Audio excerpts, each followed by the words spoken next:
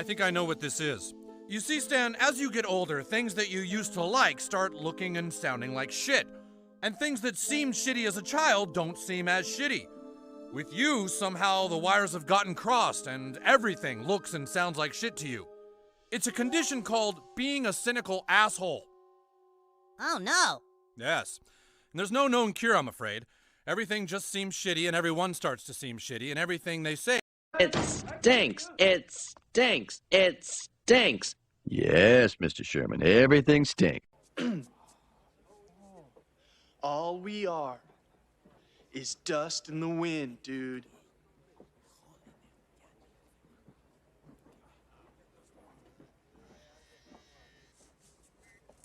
Dust,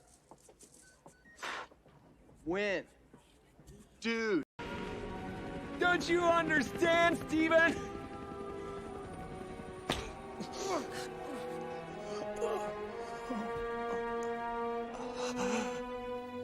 Somebody has to kill the babysitter.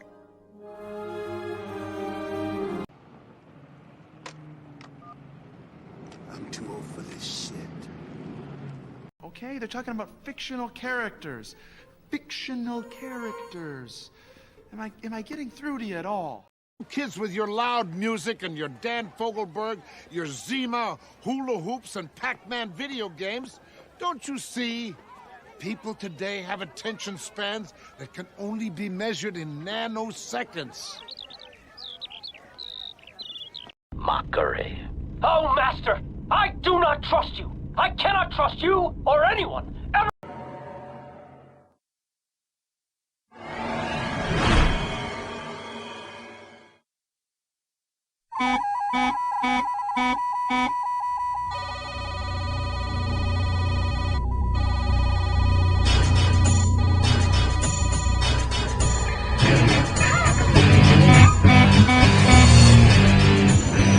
Ready for action. Get me into battle, sir. I'm going in.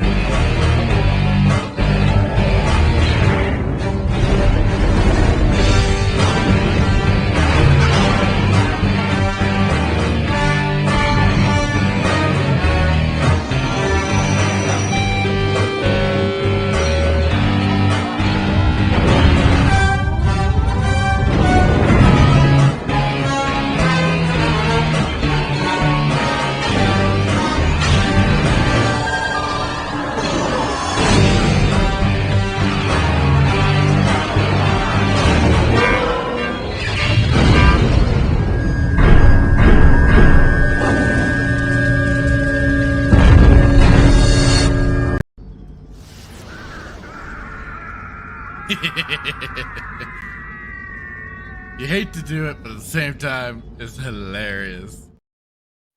Hello and good evening, everyone. Welcome to another episode of Saturday Night Sith. I am your host, The Fractured Filter, along with, as always, my co-host, my friend and partner in all this madness and insanity, Jay Hitman. How are you tonight, sir? First of all, that trailer, well, not trailer, but that game looked awesome. I've been taking some cues, from OG Star Wars. She sometimes has played the Bounty Hunter trailer from the old GameCube and Xbox days. Yes, I think that's what that game was, and PS2. And Rhino's been kind of detoxing with some Star Wars trailers, and even on Twitter, Open Air Lock, Tim, he's been posting, as he calls it, the real Star Wars. So I'm kind of like, you know what? Yeah, let's pump out more real Star Wars out there into the world. And yeah, Force Commander, one of my favorite old RTS games, even though I'm complete garbage at real-time strategy games. But Force Commander was awesome. It had great. It was mainly ground combat focused, but it was really well done. I enjoyed the hell out of it. Had an awesome remix of the Imperial March, which you heard in the trailer, and that's why I picked. That's why I picked that particular trailer for it, because it's awesome. And I use some of the music from that soundtrack too with our little ending thing with the fractured Yes. filter logo too. That's that little tune that you hear is from the from Force Commander game. And my only disappointment was that they did not keep that ground combat that they had in that game for when Empire at War was made, because Empire at War, the space combat's awesome. The ground combat, kind of sucked. But Not anyways, yeah, I'm kind of like, yeah, let's. I'll try and dig up some more stuff here or there to bring some real Star Wars back. I think we all need, after this hellacious week of just utter dualtishness, it's become my favorite word. One of my favorite words when I just describe just Disney Star Wars and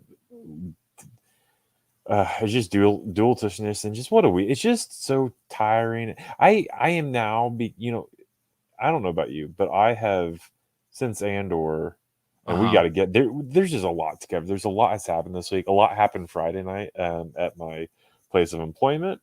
A lot of conversations were had, and once again, I think you may have been watching Friday. I called you. I yelled for your help because I was again. Oh, shit. Yeah, well, you weren't there, but I was definitely calling for backup. In spirit, you're like, I'm trying to put out through the Force, through the dark side. I need some help. Like I'm about to force choke every single one of these people. Just no.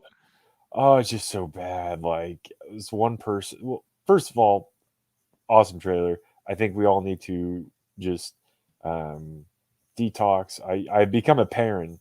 If there's one good thing that's come out of Andor, it is the fact that I have learned to channel in my inner parent, because everything is just so. I ought to say, like, why does everything have to be so sad and boring? And it's not even like sad. It's just definitely boring, but it's in such a. What's amazing about it too is that it doesn't have to be this bad. No, and it really doesn't. Like they had. I've kept saying this time and time again.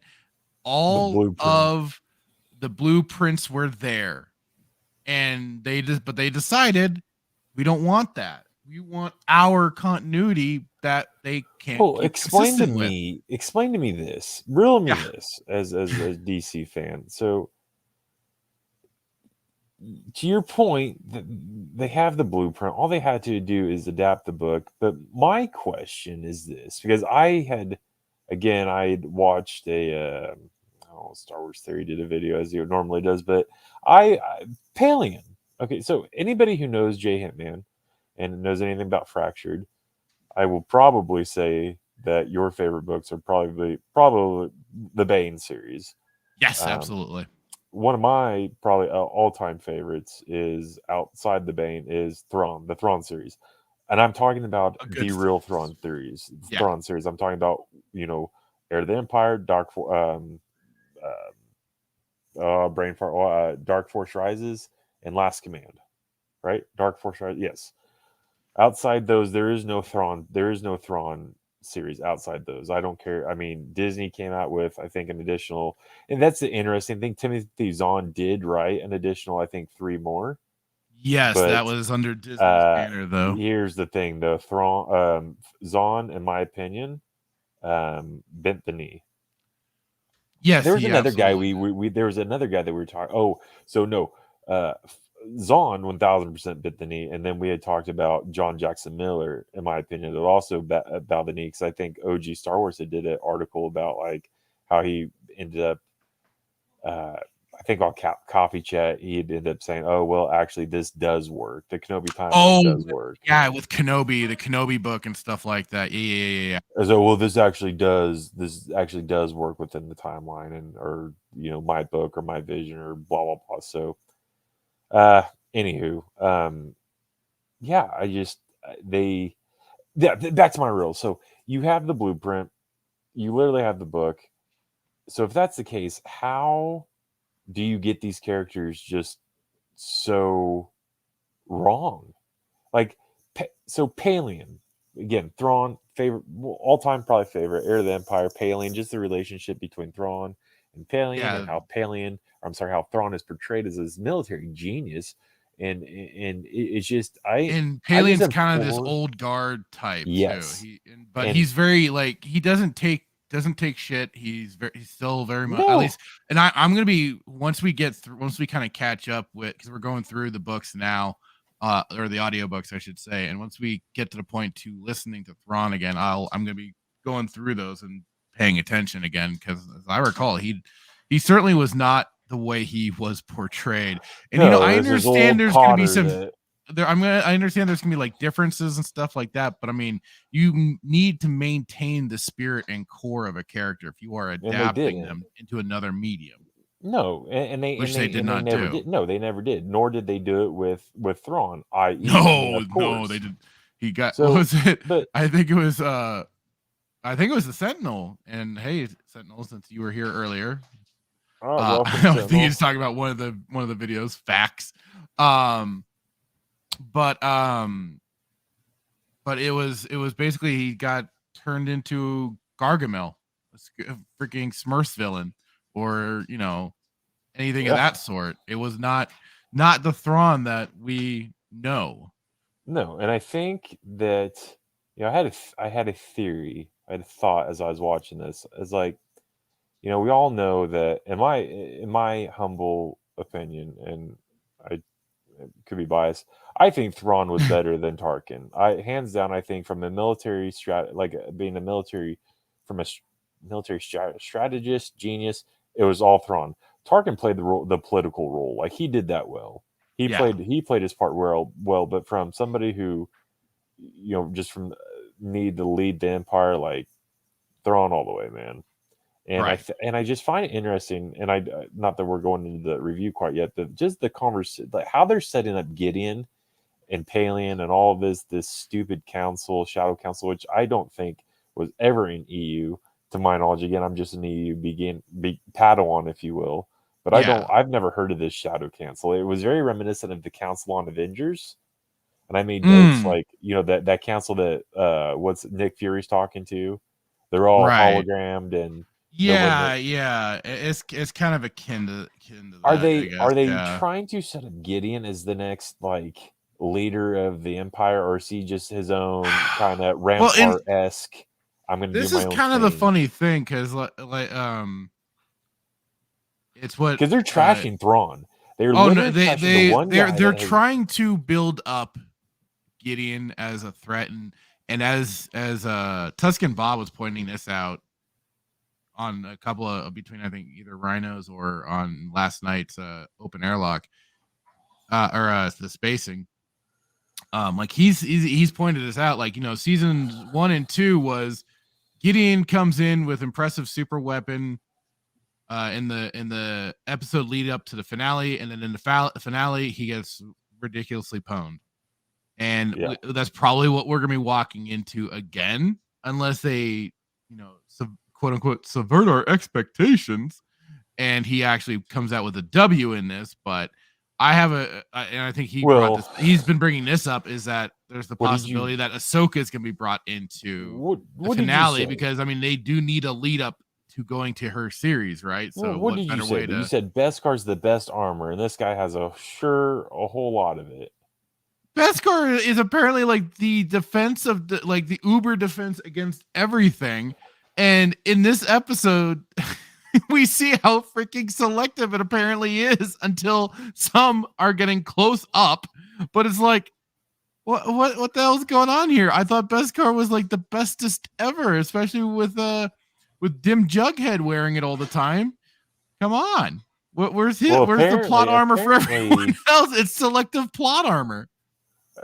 It's just apparently these stormtroopers have turned into Mandalorians with their grapple harpoon, whatever I don't even know, grappling wire, whatever you call. I don't know. Whatever, yeah. It's surreal to me that you had the blueprint, but you totally. I guess the point I'm trying to make is you take a character from the EU, but you literally bastardize the character in a way that is not recognizable. Like the Paleon that was in this meeting is not the Paleon. No, he came off as weak and frail and submissive almost. Here's the thing. Here's the thing: when he talked to Thrawn was terrifying. Not because not because of. You just have to read the book. Like I don't do Thrawn justice. If I tried to explain to you why people feared him or why Palian, when he talked to Thrawn, it was always out of like respect. It wasn't because I don't think he was a Grand Admiral. He was an Admiral Thrawn. I think it was because he commanded fear, and this guy is terrifying. And this guy could literally, like what in the book that like didn't like the kid, one of the cadets, or not the cadet, one of the guys messed up, and he thought he was immediately going to get killed by Thrawn, and then Thrawn used it as a teaching moment because he took out the guy that trained him, if I remember right. Yeah, so he killed the guy that trained the guy, but he didn't kill the guy that messed up. Right. And it's just and he made the point that this is a new empire. We are not just, executing people at random, or just, if you have the potential to still learn from your mistakes, then we're going to need you, but we don't need the people that are incompetently training you. Yeah. So hi there, Becky Browen. Thank you for the the thumbnail idea came to me one day in a chat. I'm just like, that's what Grogu by the way, was the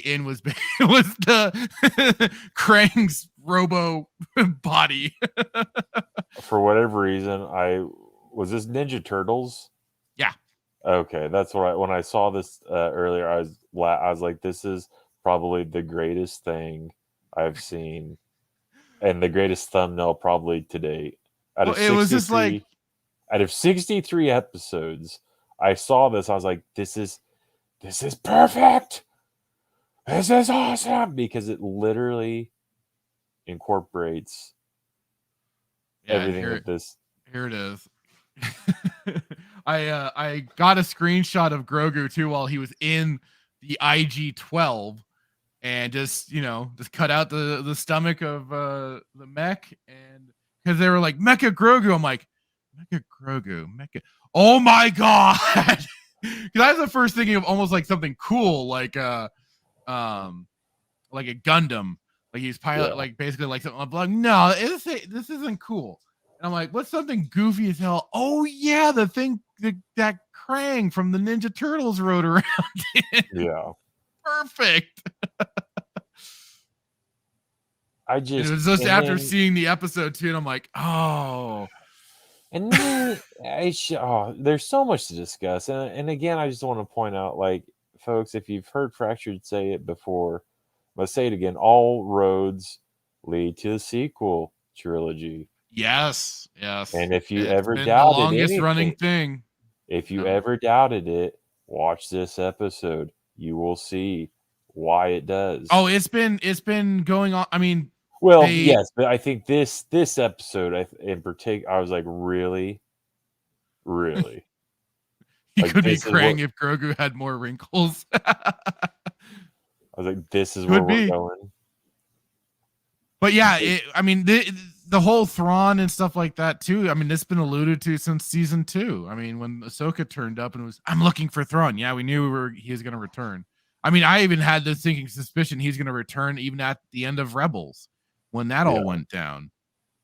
But no, I mean, it's funny that anybody could think that, oh no, it's not going to the sequel trilogy. No, even in other episodes they've been mentioning planets from the sequel trilogy. I mean, in Andor, they mentioned freaking Canto Bight and everything. It's like, guys.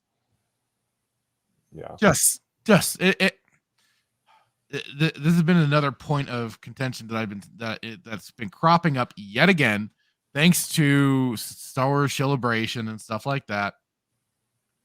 Is the rumor mills about the quote unquote civil war going on at Disney Lucasfilm? No. There's no such thing, unless you want to provide me with some real hard freaking evidence that there is any such a thing of going on. No, that is all BS. They are all working hand in hand with each other, putting out these projects. They aren't talking to each other in the sense of keeping continuity, which is just hilarious. We've already been observing since freaking the trilogy. Disney trilogy that they put out. But no, just stop it, please. I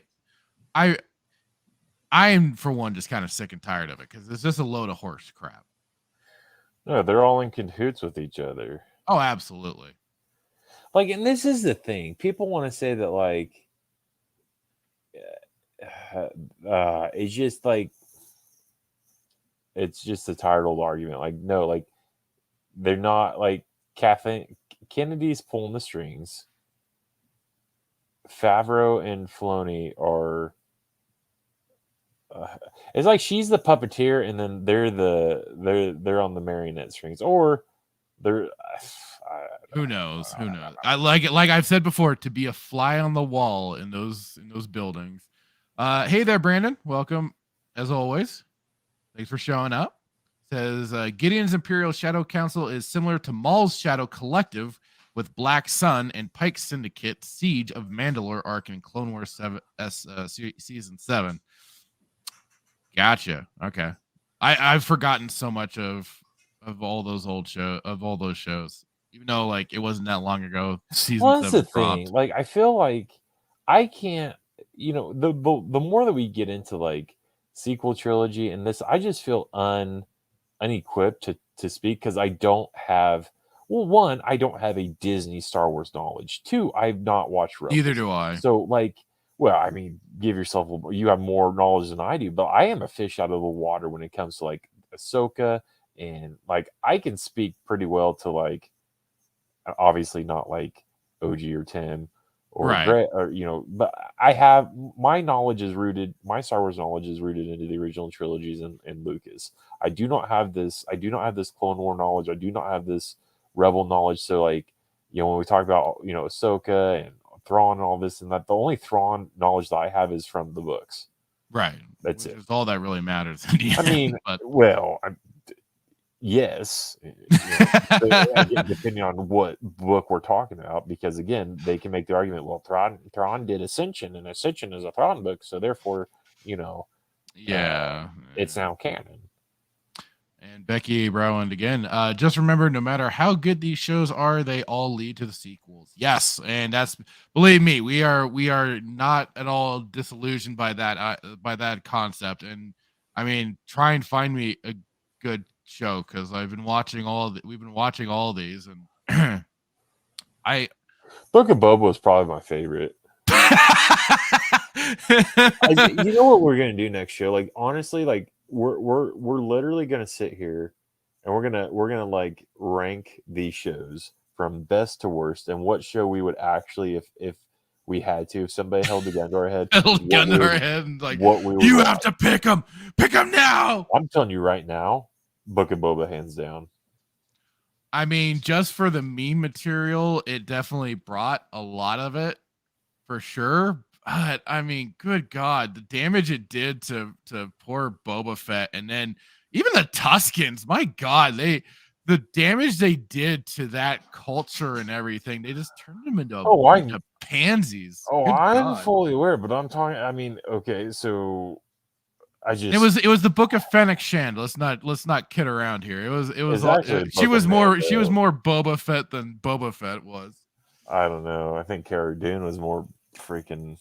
I don't know. Anyways, so I sit here and I try to figure out like where, like who in the right mind is writing this, and why is it so bad? Like you had like. Well, speaking of who's writing some of this crap, Becky saying, I can't stand Dave Filoni Clone Wars with his girlfriend Ahsoka. I will stick with the 2003 Clone Wars. Damn straight. Gennady Tartakovsky, that show is awesome. The very fact that guy can put together episodes with little to no dialogue and it's still just so well set and choreographed for the fights and just the mood and the setting and stuff. I mean, it's all just chef's kiss. Fantastic. Meanwhile, you have Filoni writing a bunch of gibberish dialogue that runs on and half the time could be cut out. like we saw from this episode. I mean, but the funny thing is, like, they overinflate things, and it's like, even with this episode that was running 50 minutes, running 50 minutes, and yet they still managed to have filler within the episode. I mean, or they just wasted time instead of like condensing it down. And I heard like the finales can be like 30 something minutes. Really? Apparently, that's what I just heard. I don't know if there's true. There's just a possibility that it's going to be like a 37-minute long episode. And yes, like so many villains, yeah. Grievous got the early treatment for sure. Oh, I guess that was pre-Han, so Grievous wins. He was the first one that was getting the disrespect. And Brandon saying, why didn't get more Moff Gideon episodes instead of the filler episode with Jack Black and Lizzo's cameos for Mando season 3? Well, that's a good question right there. I mean, that whole episode was basically pointless, aside from served no purpose. It served no purpose aside from the end bit when Dim Jughead just kind of goes, there you go for the dork saber. So that was like the only thing that was there. The whole rest of it could have been trimmed out. Shame on Jack Black. It is no longer the Mandalorian. It is the Woman-Dalorian starring Bo-Katan. I saw this meme. It was like the DeLorean, and it was with Chris. It was I gotta pull it up. It was, they called it the DeLorean from Back to the Future, but it was it had why am I blanking on his name? The guy's in the last episode. Oh, Christopher Lloyd. Yes, he was on the poster, and it's quite hilarious. But I just don't know, man. It's just at this point in time, it's like, why even ask the question anymore? Like, the writing's terrible. Like, I don't understand this episode, and why. Like, again, if the finale has one more stupid pirate ship, I'm gonna lose it. I'm literally. They really are bringing in all the pirate themes in this season, aren't they? And then Star Wars there was like, oh, it's kind of cool. I kind of like it. It's refreshing. I'm like, what do you mean it's refreshing? How do you like it? Like what you want. This sounds like I sound like I'm talking out both sides of my mouth. I guess like what you want, but again, how can you like it? This has nothing to do with Star Wars. Like, if you like pirate ships, by all means, grow up and be a pirate, dude. Be what you want to be. But this pirate ship that looked more like a pirate ship than the last pirate ship we had could have been, and I think this ship may have been in Pirates of the Caribbean. And then to bring a pirate ship on land makes zero sense. Well, hold on, J. Hammond. There was the Jabba had skiffs and everything and Return of the Jedi, so that was kind of like a pirate ship. No, it wasn't. Don't even sit there and compare a skiff on sand to a pirate ship that looks 1000% like a pirate ship on freaking land. Like, it makes absolutely no sense. No sense. And then these Mandalorians, mind you, like, Lady Bo-Katan and Lady Kryze, we know that you wouldn't give up on us, and our blasters are forever in your service. Like, are you kidding me right now? Are you legit?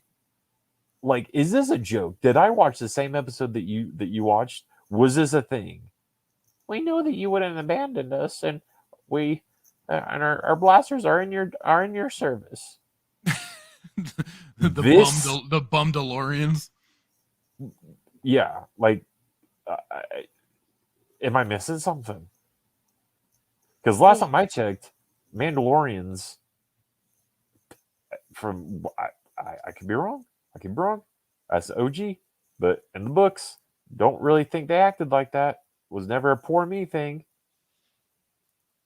No, I mean, well, at least certainly if you go off of like Candace and the way he always talked about it, like he even though like he said, we took our licks, but what mattered was how we came back and kept fighting against the Very, Republic. very and stuff Rocky like that. Balboa-esque.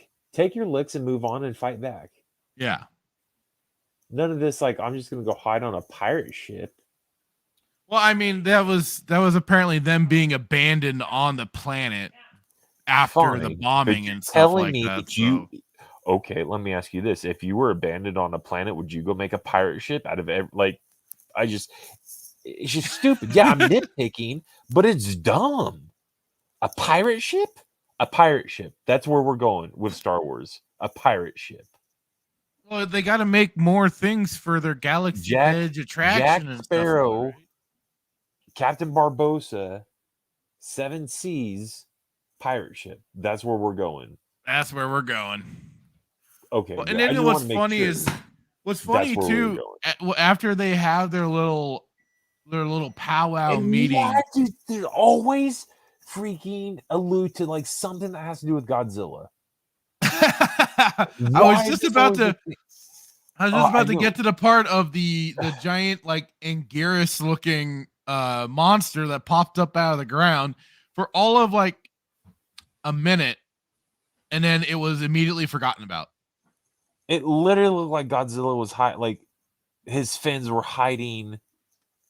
Oh god, it's just we had it in Book of Boba. We had was it the King Kong Godzilla? Yeah, the whole monster battle at the end with the Rancor and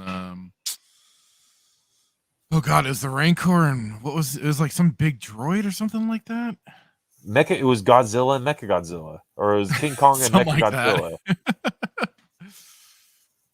I don't get it. And again, they keep us they keep us in a job, but I don't get it. How is this?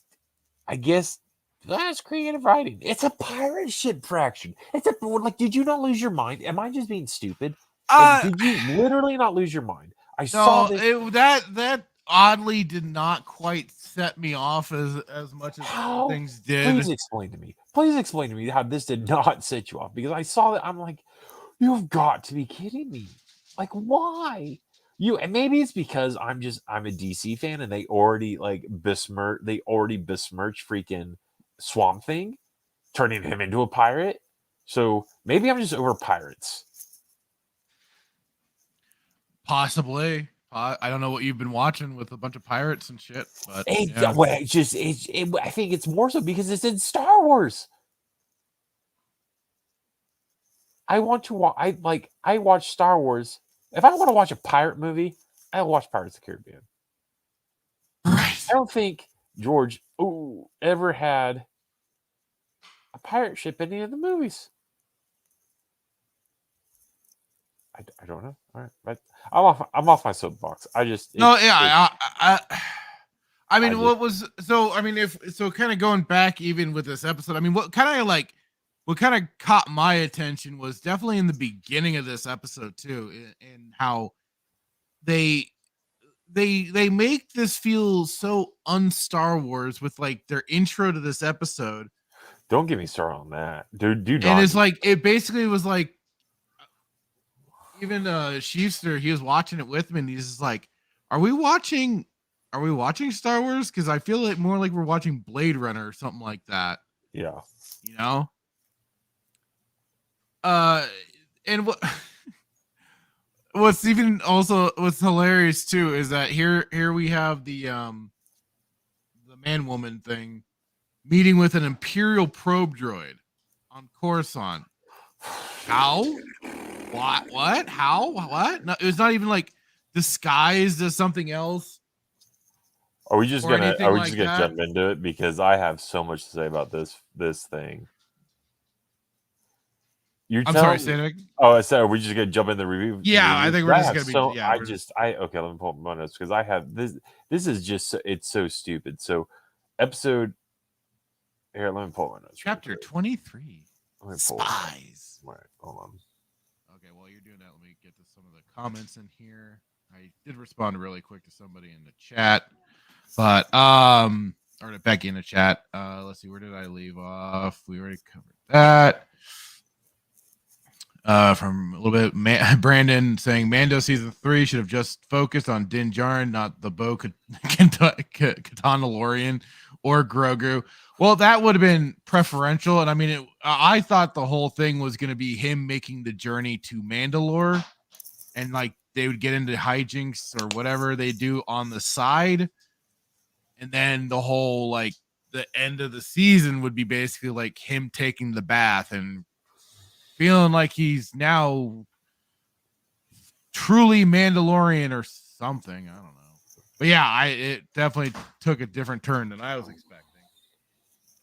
It's supposed to be him sitting in a bath for 7 episodes. Yeah, because Lizzo is now in the Star Wars galaxy. It is truly nothing but a dark hole. Yes.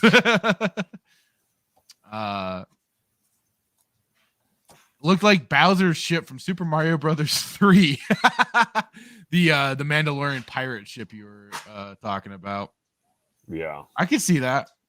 Christopher Lloyd's character, the wise old separatist follower, was only good part of Mando season 3, episode 6. Well, that was the funny thing too about that was that I was getting into his performance when they caught him.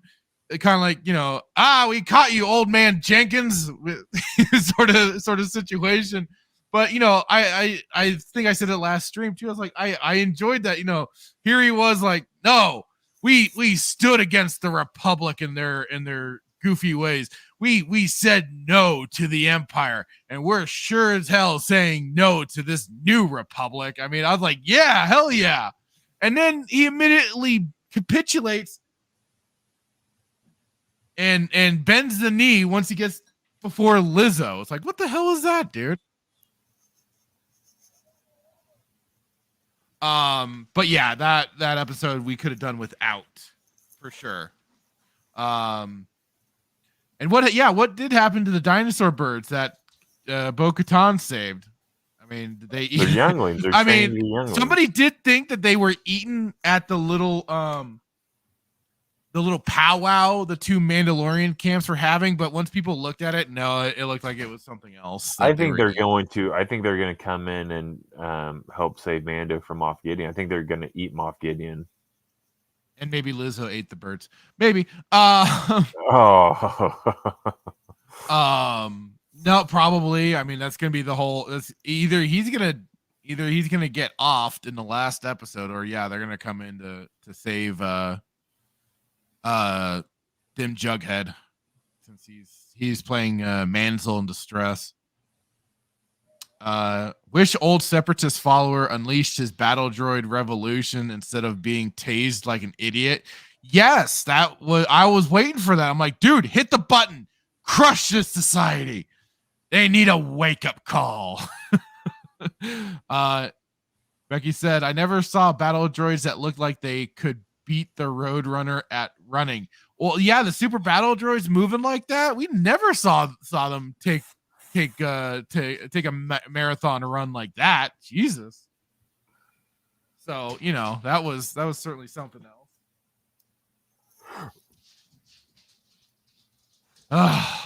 That episode. Oof. No.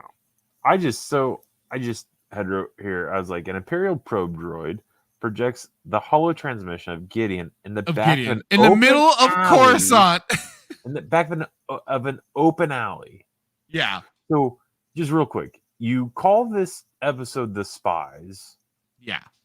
And then you have the spy, who I'll say this: Pink Panther did a better job of portraying spyness than this. I mean, Austin, like, these are comedy. Like, this is just so stupid. Like, you're on Coruscant, fine, whatever. Yeah, but you have these big, ridiculous Imperial probe droid that came out of the skies of Coruscant, and this is clearly in this timeline. People are familiar with the Empire because the Empire had been around for a while, so I'm pretty sure people are aware of it, what an Imperial probe droid looks like. I mean, hell, Han did, and Chewie did, and the Rebels did, and that was, just whatever. Anyways, so this just comes out of the skyline, and then she's talking to him, and then, it says, that I just put like Gideon sent the pirate. I just kind of get the feeling that Gideon sent the pirates, obviously, and then I was like, gasp, shock. Mando helps hide magistrate. No, those two Mandalorians can't be with each other. They're rival factions. I'm so what? No, I'm sorry. And then I had put like literally, this is the dumbest thing. Like, you're literally a spy for the imps, yet you're having this secret meeting in the back of a boat in a not so secret, open alley. People are literally walking past her while she's talking she's talking. He's having a nice little conversation with the holo transmission of Moff Gideon, who was supposed to totally be in jail and stuff. Here's the thing. One of these Disney shows could be like, well, it's just a holo projection, an animated kind of holo projection. J Hitman, like, what are you talking about? This is great. Like, okay, fine, you're correct. People can yes, holo projections, holo transmissions, fine, absolutely. Do you know who Moff Gideon is, and do you know what he looks like? I mean, even Sidious had the mindset to wear a hood, right? Like, there's the problem is not the transmission in the back of the alley, though that is highly sus. But you have her talking, having a holo transmission in the back of an alley to Moff Gideon with an Imperial probe droid. Like, it doesn't, like, even a Disney show should it be able to mathematically like solve that equation. You're in the back of an alley. It's night on Coruscant. This lady's in a trench coat on a holo, engaging in a holo transmission with not only a guy who looks like Moff Gideon, but he also talks like Moff Gideon, who is, from last time I checked, is Moff Gideon being projected out of an Imperial probe droid. Like, it's just so stupid. So, anyways, well, and then we basically cut to the little Shadow Council thing. No, and then it's like Filoni took. I don't know. When I heard it described like this, it reminded me of Episode 1, Obi-Wan or Qui-Gon and Maul fighting with the hallway that they're in with all the red laser. Oh yeah. Final and who are these droids? What concept are like? Who are these droids? Not droids. I'm sorry, not droids. Who are these stormtroopers? I'm not familiar with. I'm not familiar with I don't. Yeah, I don't know. Art. I wasn't really sure what their deal was.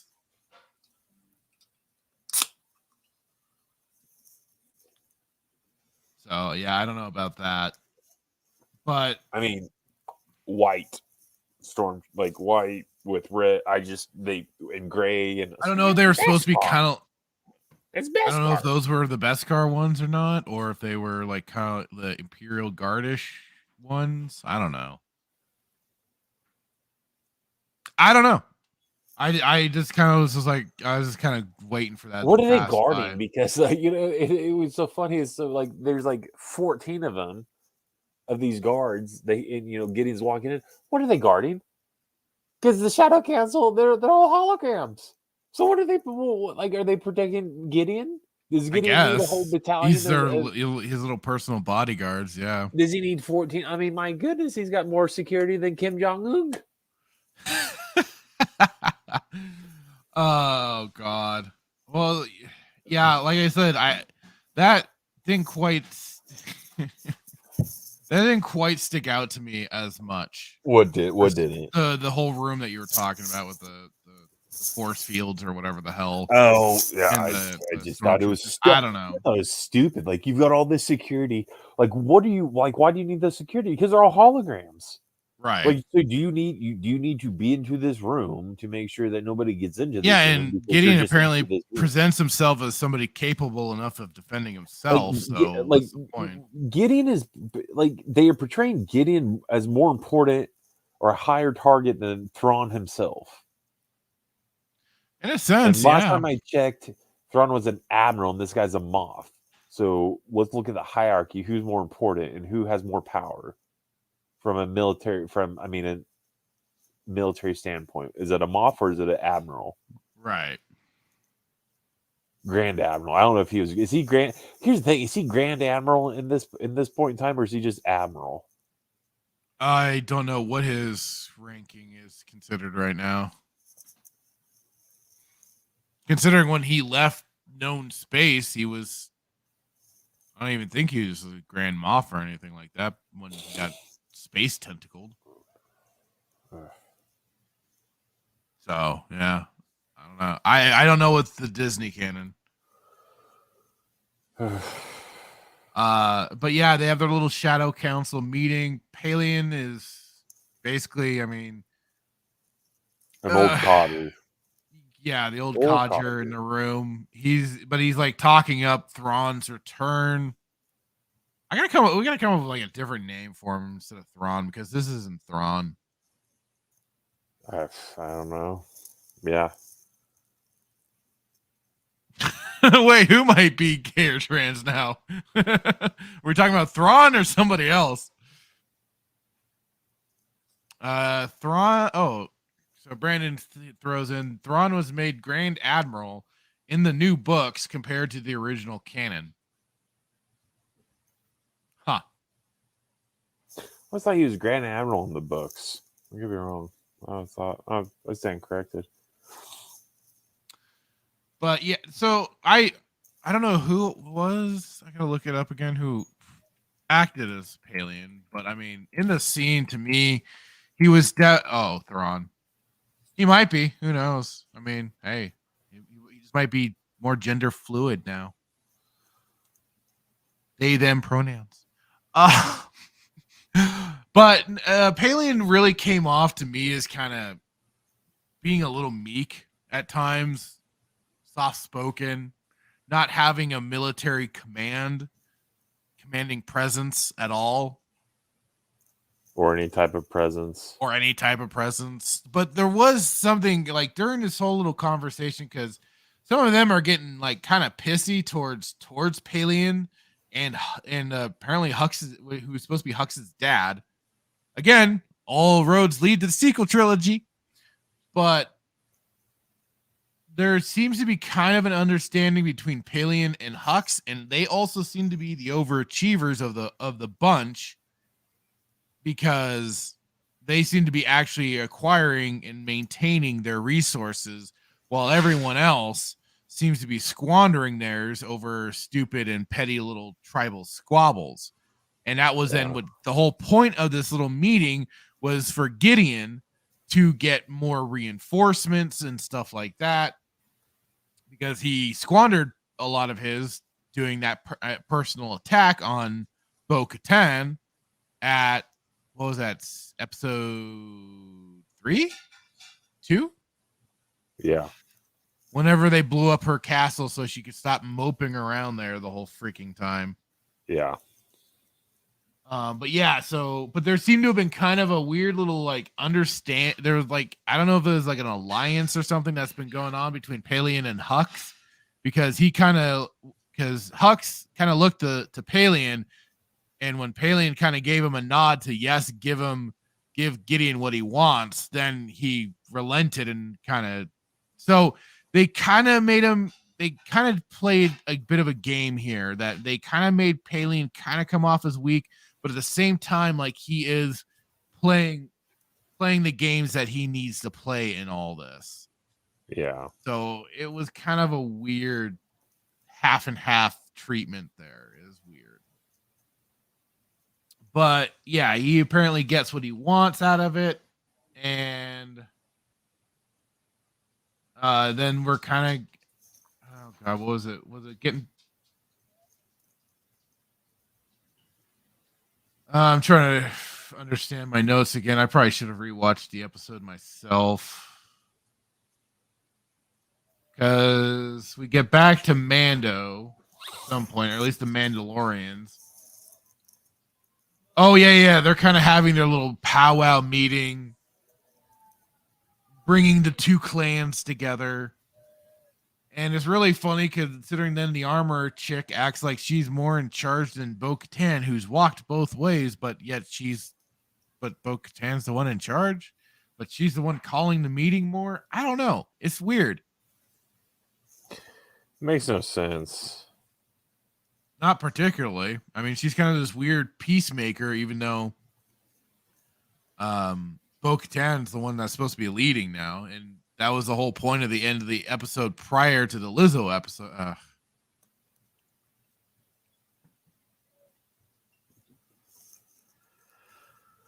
Here we go. Disney Thrawn, skinny mega mind. Real Thrawn equals Sun Tzu and General Iroh from Avatar: The Last Airbender. Oh, you had to bring in that show. I'm sorry. I didn't really like it. That may get me some negative points, but I don't care.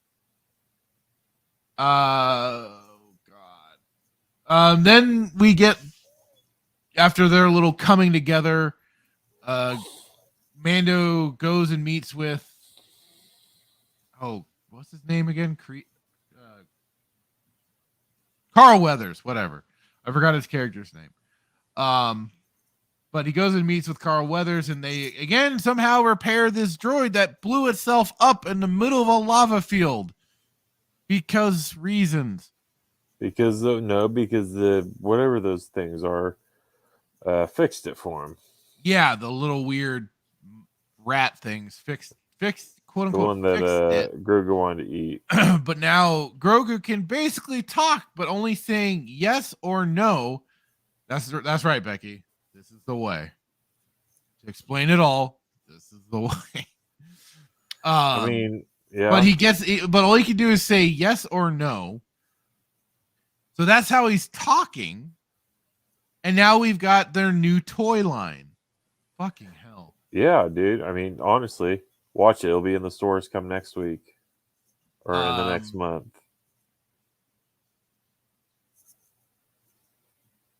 But then they have a pointless little scene where Grogu acts like a little terrorist on the poor shop people as he starts picking up everything he damn well pleases, annoying the hell out of Din.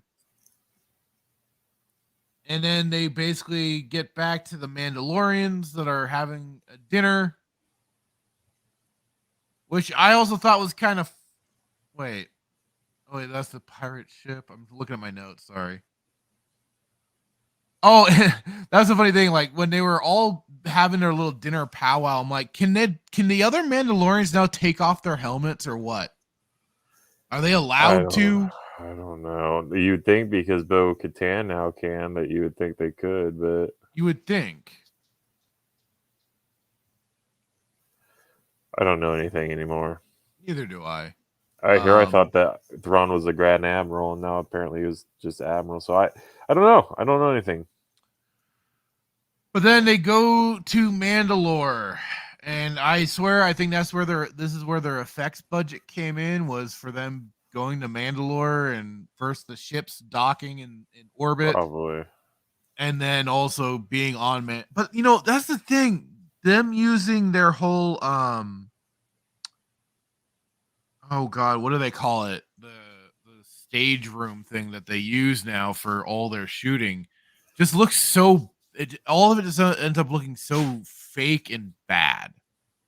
Like where you could have just done practical effects or practical settings and stuff like that. But they've proven that they can't do practical effects. The practical effects in, like, let's say Empire Strikes Back, when Luke is grabbing his lightsaber, is better than the practical effects that they're doing today. And this is 1970. I always get it mixed up. 77. Well, even though I said this on Wookie Be Bad's stream last week, the freaking CG and stuff from the prequels still hold up today, in my opinion. Than this stuff does. And again, it's like what you get from people that are really passionate about trying to make something look good versus these people using their special soundstage digital room to make all this crap. And they're just, they don't care. They're just getting their paychecks and getting it on their resume. Hey, I worked on Star Wars. Yeah. But then what was kind of funny is that, Sorry. What I thought was kind of funny was, and I did make this note. I did say, what the hell is that? Some goofy pirate ship thing. So yes, I was a bit on the same mind of, never mind, I was wrong. I was on the same mind as you about the goofy pirate ship. But yeah, and it was weird. Like I was like, oh, so some Mandos that didn't leave Mandalore. Okay. And what was kind of funny was that they end up basically in a low key way, or not low key, but it's just, I just thought it was really funny that they basically have the point of, yes, you see what happened when you disarm your people. Yeah, they get royally fricked over. I think that's I thought that was funny considering last night. I think on the spacing she mentioned something like that. Well, not necessarily maybe to that, but she was. No, it wasn't to the. To was this that episode. okay? Couldn't tell. But I thought it was really funny though in this episode that they considering the people that are writing this crap, that they make this big point. Oh yeah, we disarmed ourselves, and then the Empire rolled in and kicked our ass. I'm like, what the hell is going on right now? But I had to laugh because I'm like, yes, exactly. This is why the people should not disarm themselves. Absolutely. Yeah. I'm in agreement with that. You said something right for once. Which is interesting, as you never do. Yeah, and then it was like, wait, so he didn't win it in combat, but he could wield it. Oh, right, Moff Gideon. Gideon getting, because they Bo-Katan talks about giving over the dork saber to Gideon for the whole ceasefire and stuff like that. But I'm like, wait, he didn't earn it. Why is he able to wield it then? You see, you see where my issue lies with all this. It makes no sense. None of it does. None of it ever freaking does. They're consistent at being inconsistent. They don't stick to their own rules. They don't stick to their own everything. It's infuriating. Yeah, it didn't make any sense. But I guess I have my answer on what I should just be doing, right? Don't ask questions. Just consume product and then get excited for next product. I mean, that's what I just should do, right? It's just do that and I'll be okay. Yeah, because you won't ask any questions. They don't want you to ask questions. Because you start asking questions like, well, why are you asking questions for? And then they're gonna erase your brain like Pershing. I need Rhino's seal clap. I freaking need that clip. I have not seen it, so I'm gonna need you to get it. Oh God. Yeah.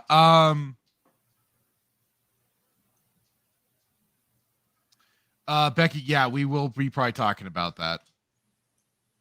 She said, did you hear how this guy said at Celebration, there is no good or bad side. These people are clueless. Yeah, I did hear about that, and we'll be possibly pulling that up as we're getting Let me say this, or because this was one of the people from the Acolyte. But we'll get to that. But yeah, Gideon can wield Darksaber because he is the bestest ever, next to Bo-Katan, the bestest ever. But can we talk about it's still going to bother me the fact that because it doesn't explain how they both can wield it, but he can't. It's a very selective sword. But it goes against everything that they've said about having to wield it. It has to be challenged in combat. Their own rules don't make a shitload of sense. Because but like what you said, if that's true, then who beat Maul? Does it belong to Ahsoka? Did Ahsoka beat Maul? Is it Ahsoka's? Does it belong to Ahsoka? Bro, is that what we missed? I don't know. That's a good question. You said it. You said Ahsoka was the only one who beat Maul, technically. Or does it belong to Obi-Wan? Because Obi-Wan, season 7. Obi-Wan killed Maul in Rebels. But he didn't have the dork saber anymore by that point. That we know of. Tangentially, Obi-Wan is the rightful owner of the dork saber. Yes.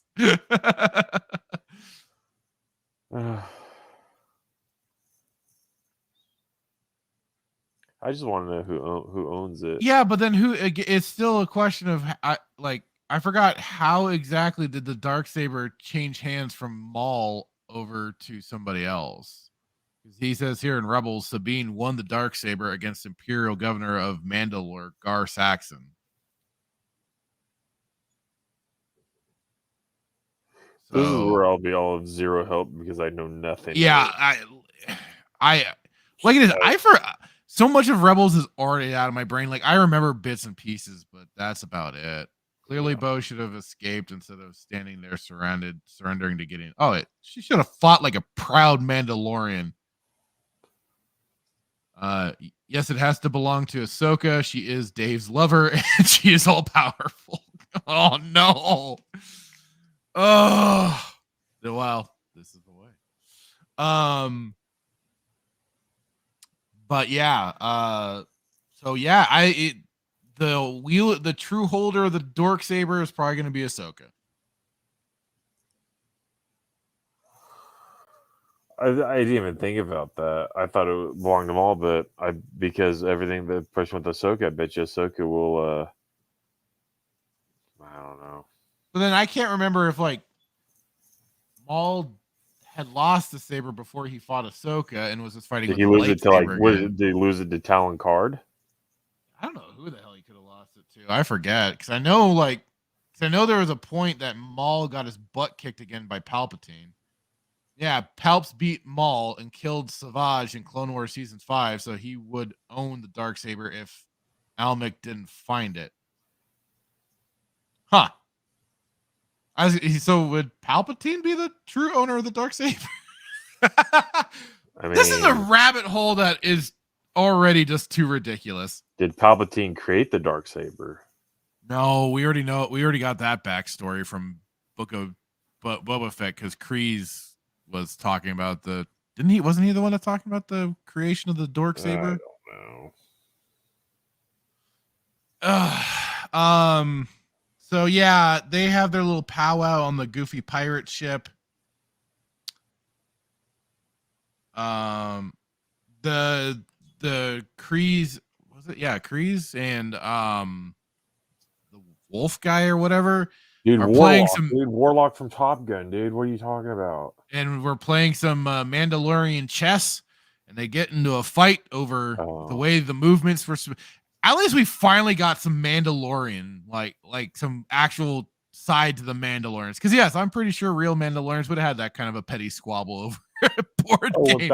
I mean, even in A New Hope, Han warns C-3PO about not pissing off the Wookiee while playing that weird chess game. So I would be more than willing to believe, yes, some Mandalorians would get into a fight over a chess game. It's like, you move my piece, you touch my piece. Yeah. And then stupid Grogu comes in and interferes with it because he's technically not Mandalorian himself. He has no tribe yet. He has not taken the oath, as Dim Jughead pointed out in the episode when Grogu did the Mario jump over the kid. And then once they start moving around and going on the hunt for whatever they're hunting for, I forget. We now get the Godzilla attack. We get the Godzilla attack. But then what's freaking hilarious is that they just so happen to stumble upon, as they took refuge in a cave, by convenience, they managed to stumble upon their great forge that they were there looking for. That was it. I thought it was the Imperial base that was created. Well, that's just it. So they run into that forge, and then they run into the new Beskar armor troopers jump in, who, have optional plot armor. They have a big gunfight, and then as they're running away from them or whatever, moving past them, they happen to stumble upon Gideon's secret hidden base, which is just kind of like, wow, you guys really suck. Yeah. Like, really suck for this to have been built under your nose without ever knowing about it. You guys are stupid. You so stupid. Yeah. I saw that. I was And then what's hilarious is, of course, then Gideon comes in his brand new Beskar all black armor, trying to be almost Darth Vader-ish, sounding all evil and everything, but he just comes off as goofy. But they're trying to make him a credible threat again. But we all know that probably in the next episode he's gonna get pwned anyway. So what does any of this really freaking matter? And what was funny was Sheevster caught this. Was there was like this for when he appears in the suit, there was like this little ting of like a hip-hop-ish sounding music track when he appeared a little bit after he appeared. We're like, what the hell? But before that, Dim Jughead managed to get captured by the Beskar troopers. Now, while all this is going on, answer me this. Why didn't Botox Karen ever take the dork saber out and cut open that blast door? It's a good question, right? Because she shows it's capable of cutting those doors when they're escaping. So I imagine that same door that they were staring at Gideon and everything and watched standing there watching Dim Jughead get captured. Why wasn't she like immediately using the dork saber to cut open that big blast door to go and help him? Why? I don't know. And then we get the Praetorian Guards or whatever from Last Jedi, but these ones actually looked kind of cooler. They Kryze puts up a big heroic fight that didn't need to happen because they could have cut the door open. But why do something sensible? This is the way. And yeah, and then they end with them killing off which was Favreau. Yeah, Favreau's character, which was added to the whole, oh my god, does this mean he's out now? The Civil War, people, the Civil War.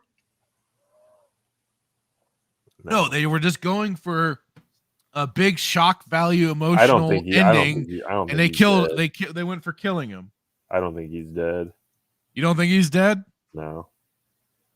As he had Beskar. Well, no, but they stabbed like right into his shoulder and stuff like that where the armor wasn't protecting. I don't think he's dead. I could be wrong. Maybe I am. I probably am wrong, but I don't think he's dead. We'll see. We'll see. But yeah, that's where and I was like, when he threw like some of the other troopers off the side, I'm like, what? No Wilhelm scream? Come on. I'm missing something here. Yeah. What an episode. Oh, so stupid. I'll need to add this too. Hang on, I'll have to. Yeah, I'll have to add this to my clips. But this is basically my feelings on it. Tell me if you can hear it or not. Stupid! You're so stupid! Where's that from? It's from Weird Al's movie UHF. You know what you didn't play that I miss is one of my favorites when at the beginning of the show where Grogu's jumping around the guy's like, oh my god. This one. Hang on. I wanted to play the trailer, so I was just kind of skipping over, but yeah, here we go. Begin.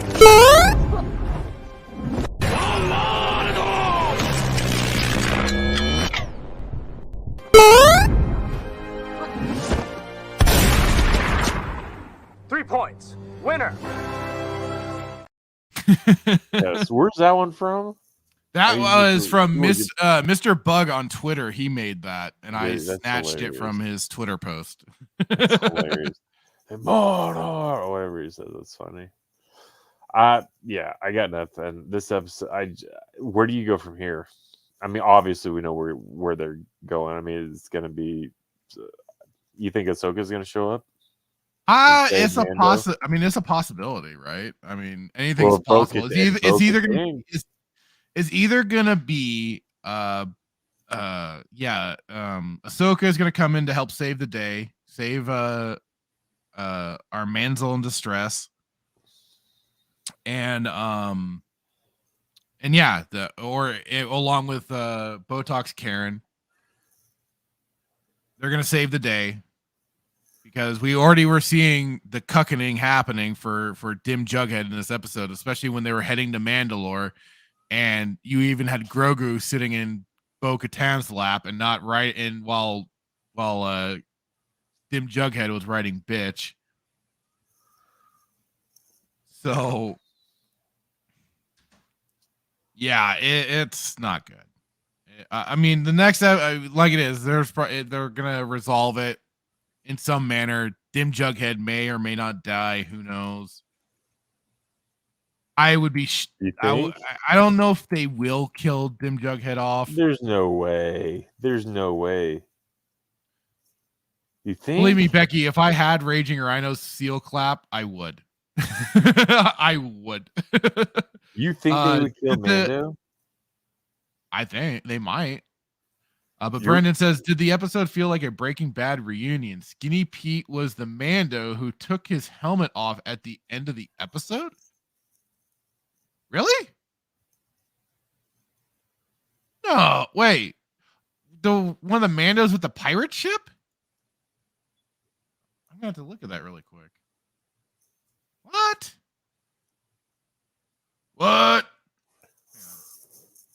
I'm now curious. Curious of what? If that was Skinny Pete.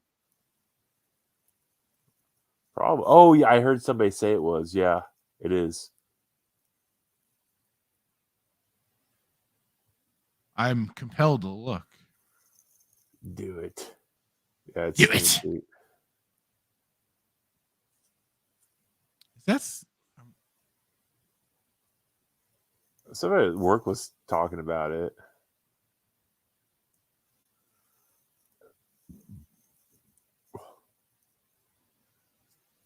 Huh. And I'm gonna have to look. I'm gonna have to check the IMDb and stuff because I'm like, what? I didn't even if it's the guy that I have on this guy. Yeah. If it's this guy, I didn't even recognize him. Hang on.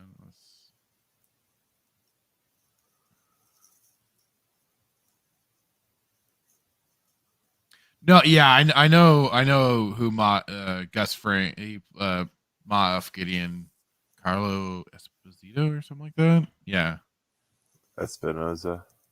Oh, Giancarlo Esposito. Yeah, yeah. I knew him being from Breaking Bad. I knew that, but.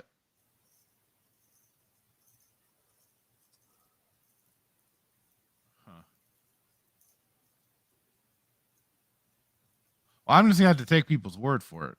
So,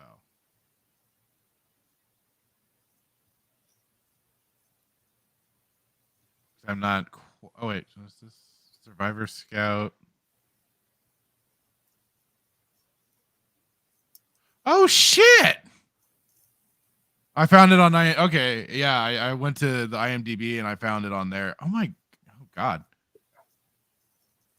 It's been a while since I've seen early episodes of. I mean, that's all I remember is the early episodes of Breaking Bad. So I'll be damned. It's Skinny Pete.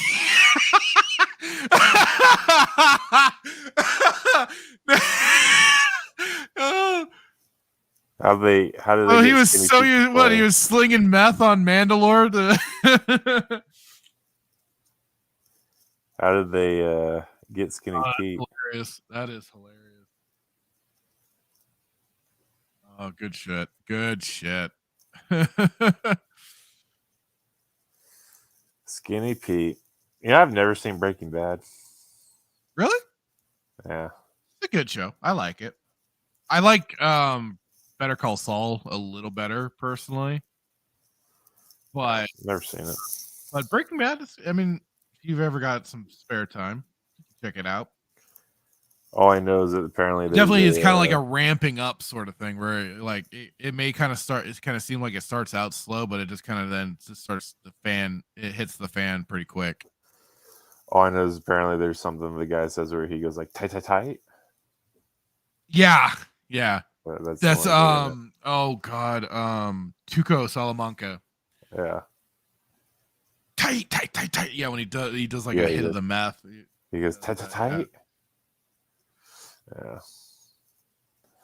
Yeah, that's the episode. I mean, I'm not going to go through my notes because you hit it. But like, you know, what's so interesting. That's like, well, like I said, it's just funny. Like the Beskar armor troopers and stuff. The selective plot armor device for them is like freak. It took Rey and I almost said Ben Solo. I apologize. Rey and Kylo to take out 6 of those Praetorian guards, but this guy Favreau somewhat took on 3, but then the 3 just kind of raffle stomped him completely. Yeah, I thought, well, okay, yeah, maybe that's fine. They kind of kicked his butt. Probably. I mean, he tried to put up a fight, but it wasn't worth a damn. Yeah. Not worth much. It's kind of like them coming along and going, oh, that's cute. But guess what we got for you? Your death. Yeah. He needed to, what he needed was Iron Man. He apparently needed actual Beskar armor that they just, that only the armorer truly knows how to forge. Yeah. You said ruffle. What did you say? Ruffle stomp? Ruffle stomp. Yeah. Ruffle. It's like it's like JR from the old WWF. It's a slobber knocker. Oh my God, he's broken in half. He's broken in half. It's a slobber knocker. I don't know where they're. I think Ahsoka will be in this episode. The last episode? Oh, I do. I think it'll be a good segue for them into and they're gonna, I mean, yeah. Thrawn's like, unless Thrawn shows up, says, "Hey, Gideon, I heard you've been looking for me."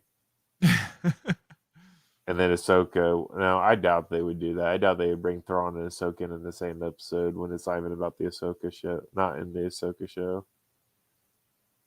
That'd be a lot.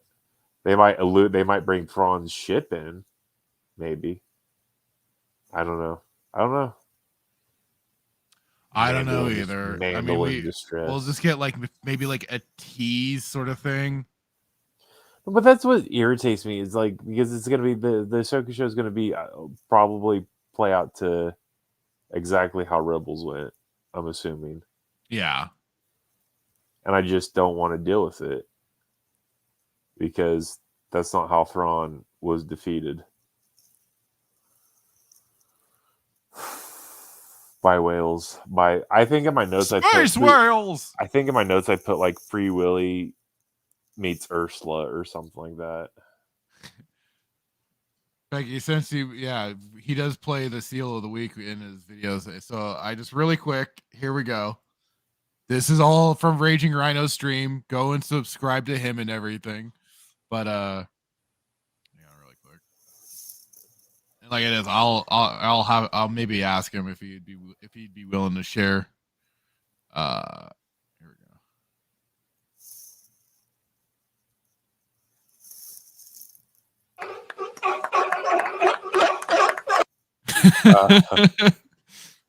Is that off a what?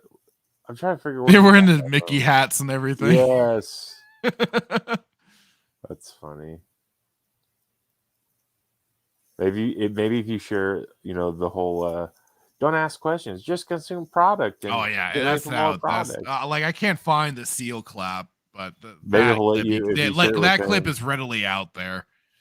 He can grab that easily. I'm just saying, maybe if you let him use that, he'll let you use the seal clap. Barter with him a little bit. Yeah. Yeah. Jeez. We gotta figure out where we go after Mando. Good question. Because I don't know when that's not until August. Because they haven't formally said anything about Skeleton Crew. No, Acolyte and stuff is also like it's gonna be coming. It's just I don't remember when. I will not be available for Rebels if you ask me. No, you don't know. How many seasons was Rebels? 5, I think. Oh yeah, go suck a fart. That's not gonna happen. I was gonna say, like, do you need to watch Rebels for Ahsoka to make any sense? Probably not. But I mean, not that I'm gonna watch 5 seasons in a month. It's not gonna happen. Hang on, I'm checking this. Oh, 4 seasons. Still, that's how many episodes? They kind of do the Bad Batch thing. It looks like with 15 episodes. I can't. Oh no. Season 3 has 22 episodes. Yeah, sorry, not available. Season 2, same thing, 22 episodes. Season 1, 14 episodes. And you watched all seasons? I did. Someone forced you to? My buddy Das Mordo, I think, told me to check it out. And yes.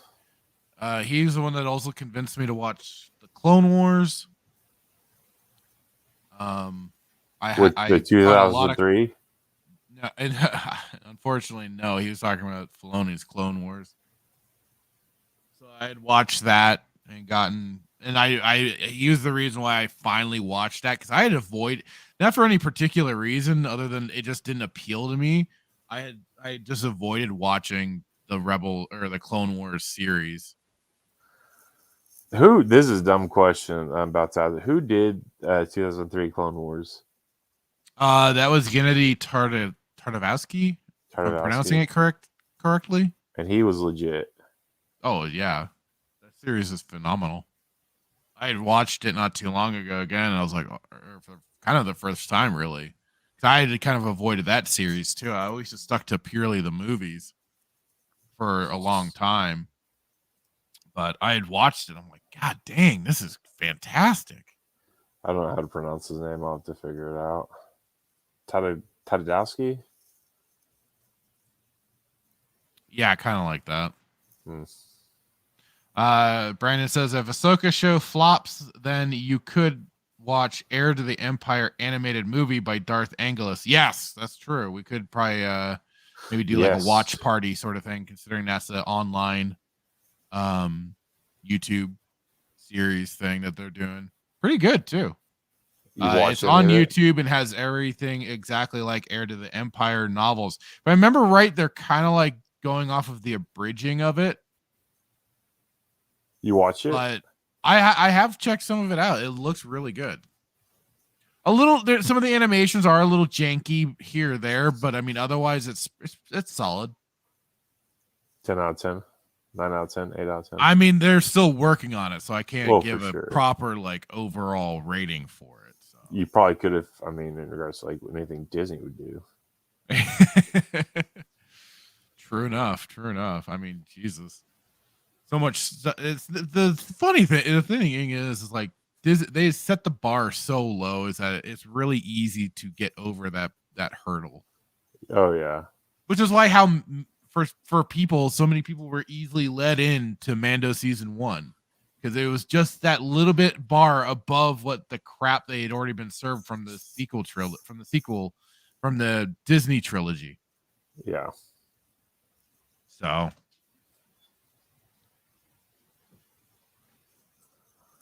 Well, should we go into any of the? Well, I do have pulled up the which maybe after Mando we'll go into Star Wars Visions. I heard you say that. So here's I have the volume 2 trailer, which came from Shillabration.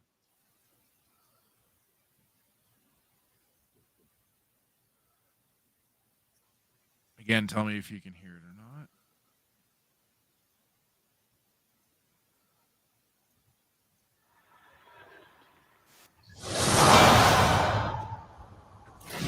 Uh-oh. He's looking a little familiar. Oh dear. Who did I miss? Do this again. Oh, interesting. I think they're copying your boy Malgus here. Or maybe more Malik, but a combination of both. Yeah, a combo of the two. These bastards. But they're definitely pulling some familiarity here.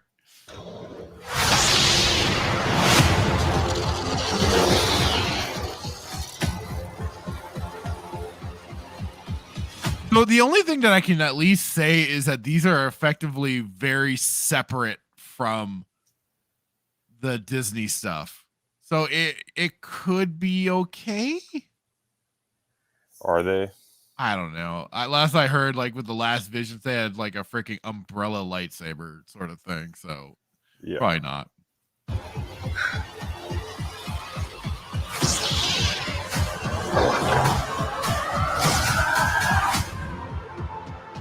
Everyone has an inner light. It's an interesting art style. Oh, that's right, because they do like a bunch of different styles of this.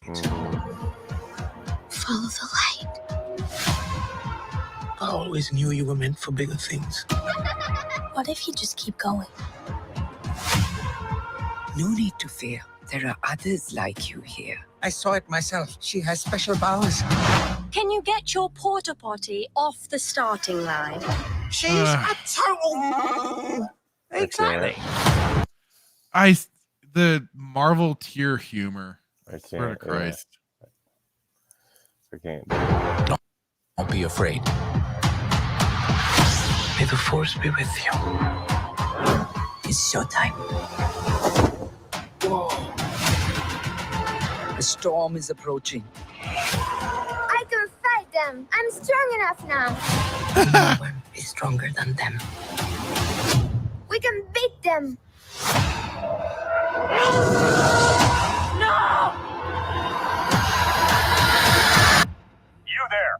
Hold it!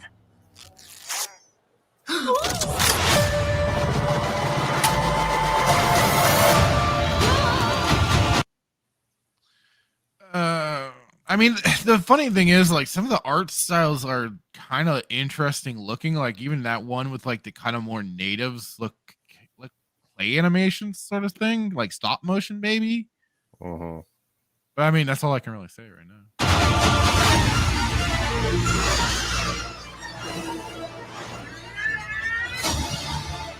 We cannot choose where our calling takes us. Oh, what the? Hang on. What?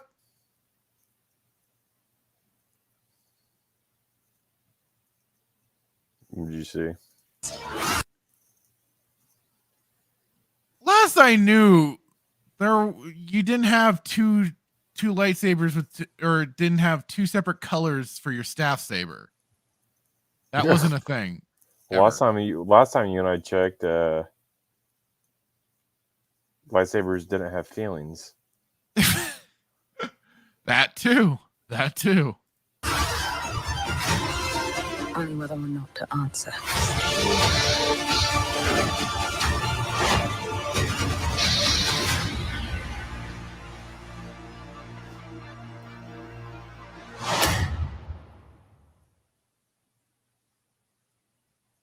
So yeah, that was that. Probably gonna say like maybe a hard pass ish. I don't know. We had to watch something. I mean, yeah, like I said, some of the art styles looked interesting, but what's funny is that this is even more disconnected from their mainline stuff, and it's just at least that's what I believe the Visions 1 was about. I don't know about this Visions 2 Volume 2 if they're sticking to that same idea that these are all very separated stories from the main continuity or universe or whatever. So I mean, like I said, some of the art styles looked kind of neat, but otherwise I'm sure it's gonna be more of the same level of storytelling that we've been getting at a Disney Star Wars, so which is not great. Hi there, Jason. Jason Fox from 540 Studio. Hello, welcome. Saying season 1 of Vision sucked monkey balls. So will this. I can't speak to it. I haven't watched it. Yeah. So I mean, yeah. I got no real word on it since I haven't seen it. Haven't gone through that series. Oh, Brandon says the claymation Visions is made by the studios who made Wallace and Gromit. Well, that explains that then. I mean, they are shipping this stuff off to a bunch of different animation studios. So, hey, there you go. There's one of them there. But then, like, some of the other ones looked really bland too. Like some of the animations, like some of it looked interesting, some of it just looked ugh. Yeah. But yeah, for Visions, I don't know. It might be just something to pass the time if we need something to, but otherwise, I mean, we could talk about a lot of other crap. There's a lot more, yeah. So yeah. Anything? Well, there into articles. Well, there was also they did a final gameplay trailer for Jedi Survivor. Should we check that out? Yeah. All right. Jedi Survivor, here we go.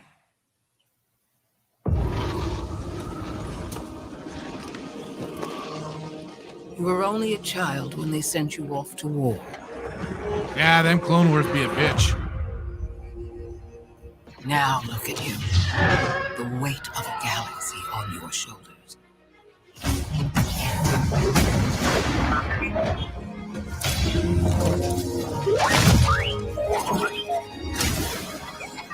Didn't I tell you to be more careful about who you scan? Come on. So that thing has been upgraded a bit because I don't remember it having little jet propulsions systems from the first game, but it's been a while since I've gone through the first game. Yeah, it's been a while for me as well. I cannot tell you who you must become. Oh. Sounds like Kreia. Looks like they do have the limb detachment in this. Look at that. You must become. Boom. Interesting. Hang on, let me try and yeah, you can see right there. It looks like his leg is gone. It's severed right there. Become. Wait, did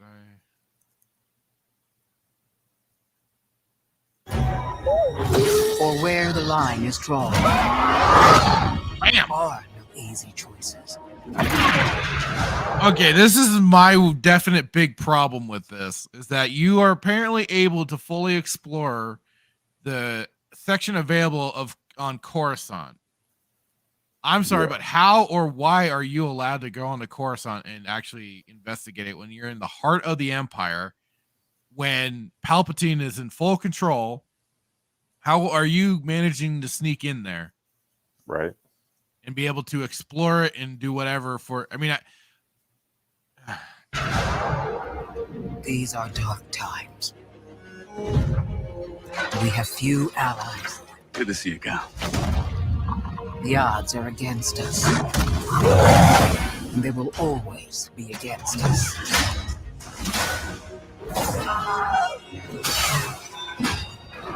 Now or never. Seems our destinies are intertwined. This looks like more like somebody from. Is that Mr. Anderson from? Is that Hugo Moring or not Hugo? Who played Mr. Anderson off? That voice sounded like him. Hugo Weaving? Yes, that sounded like Hugo Weaving. I'll have to check the IMDb after this, but I don't know. Like, doesn't this look like a character from the Destiny 2 or something like that? Yeah. Like, that's what this comes off to me like. Seems our destinies are intertwined. That's Hugo. No, Weaving. I think that's Stephen Bloom. Really? Who has voiced characters like Ogren from Dragon Age Origins. That Wolverine. 1000% sounds like Hugo Weaving. I probably wrong. No, it doesn't. What? Now that I heard it, no, it's not sure. him. Pretty You sure. positive? Pretty positive. I'll even double check, but.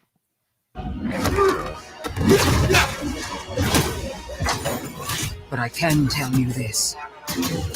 If there is any hope of surviving, we must stand against the darkness. What the hell? What the hell was that? What the hell is that thing? What is it? I was just like, what the hell? I just can't see what the hell. Like, it's like some weird bird. It's like a weird mutant chocobo thing. I don't know.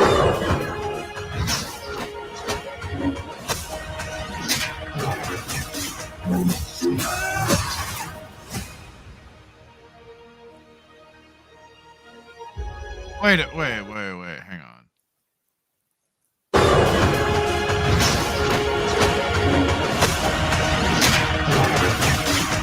Is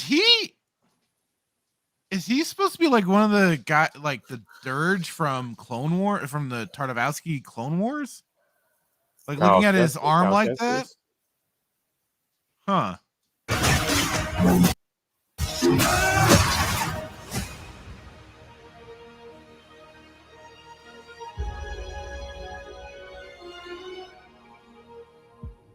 Is this game out yet? No, April 28th, so the end of the month. This game's getting hyped. People are. It is getting a lot of attention, yes, because it was the first game was kind of a big deal. Kind of, because it was again when after some of the Disney trilogy movies had come out, it was a story that was actually just, okay. Like I've always said, it was just an okay storyline. But so yeah, this one's getting a little bit more hyped up.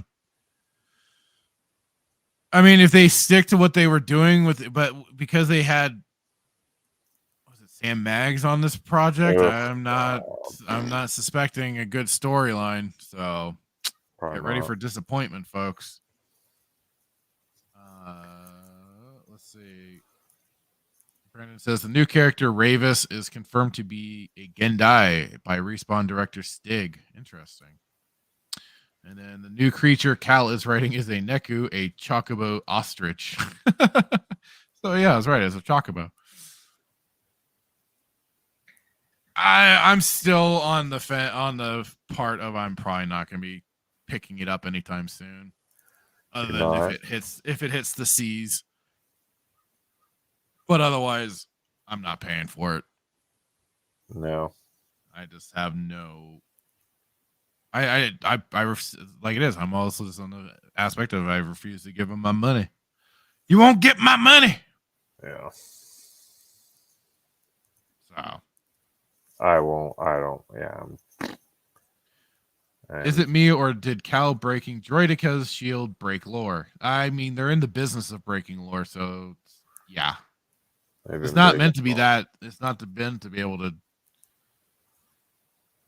That's the problem, is that they end up they've OP'd the Jedi way too much. They aren't meant to be completely like crazy, basically Marvel tier superheroes.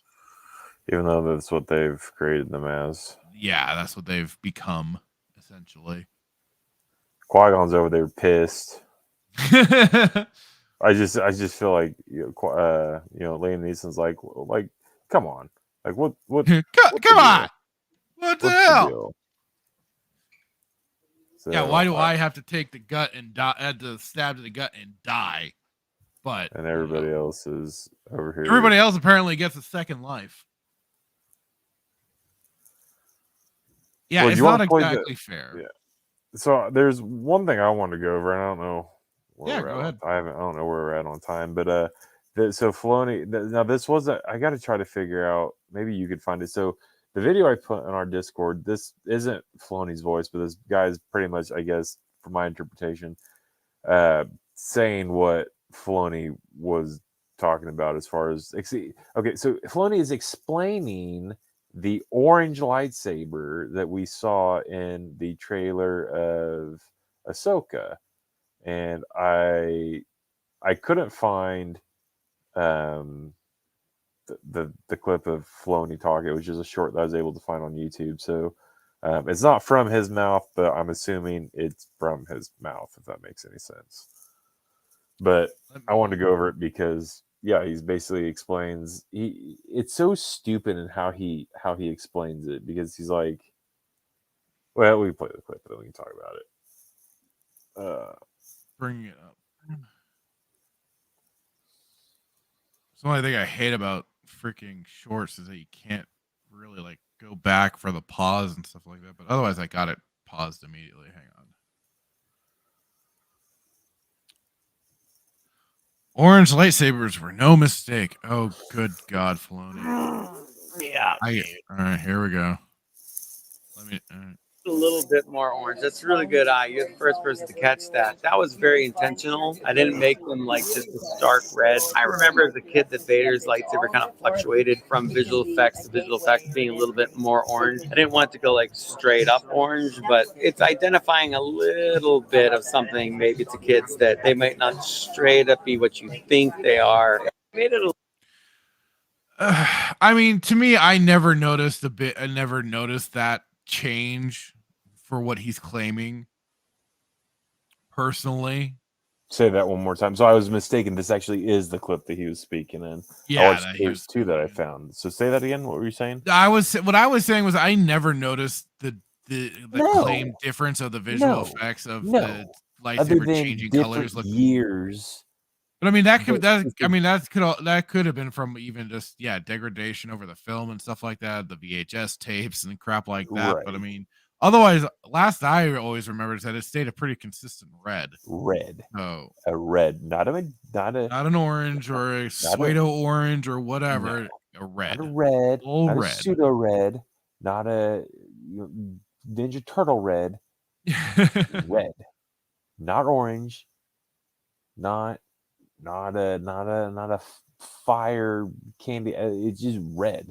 And then he's like, well, I never remembered it like that. Like, you probably don't remember a lot of stuff that Lucas told you, or what like it's even Sam Witwer apparently had his moment of calling out Filoni on what he didn't know. So yeah.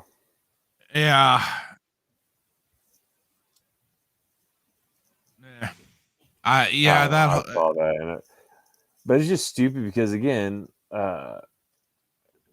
it doesn't really explain why he has an orange lightsaber. No, that doesn't really explain why, other than him saying what he was saying was that it gives people the impression of they aren't who you think they are. Okay. Which is probably the background of them being him being a former Jedi. So is this guy Cybaoth? I think he might be their Sabaoth stand-in. Is my guess. So you're saying, so he's basically saying it's not what things aren't what they appear, Yeah. they're not who you think they are. So this guy's not evil. Apparently he's not a Sith. Because Cybaoth wasn't a Sith. No, he was a But he was a mad Jedi. He was just a mad Jedi. He was a Jedi that exuded Sith-like thinking at times. Yeah. And what I mean by that is like inner thoughts of himself and ambition and whatnot, and Jedis are supposed to be selfless. So, like, could you make the argument that Cybaoth was a Sith? Maybe not mentally damaged clone. Maybe not from an alliance standpoint, but like, from a certain point of view. Oh, I'm just so tired of. So yeah, I thought that was interesting. So still, because like it's like you don't answer the question. It's like, oh yeah, good call out. I guess I didn't notice that, or whatever, however you worded it. But it's like, well, why does he have an orange lightsaber? I just want to know why he has an orange lightsaber. But then people are like, well, were you wondering why Samuel L. Jackson had purple? Yeah, I did. Yeah, and we find out and George he stood out among the crowd and he asked for a purple lightsaber. Yes. And George was like, okay. Like, yeah. All right. Purple, it's fine. I wonder when Favreau got the role as Par Vizsla, whatever his name is. If he went to Kennedy, he was like, hey, I want to play a part just like George was able to play a part in Revenge of the Sith.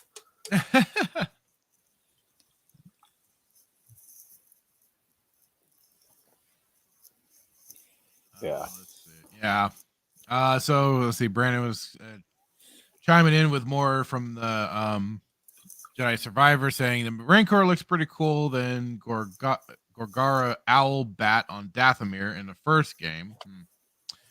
Fallen Order had some decent moments, like Cal fighting Haxian Brood while listening to the HU band or invading Fortress Inquisitorius. I mean, I thought there was still a lot to be desired out of the storyline. It felt like they just kind of, I hate to say played it safe, but that's kind of what they did. It wasn't like they took any real risks. It was just okay. It was predictable.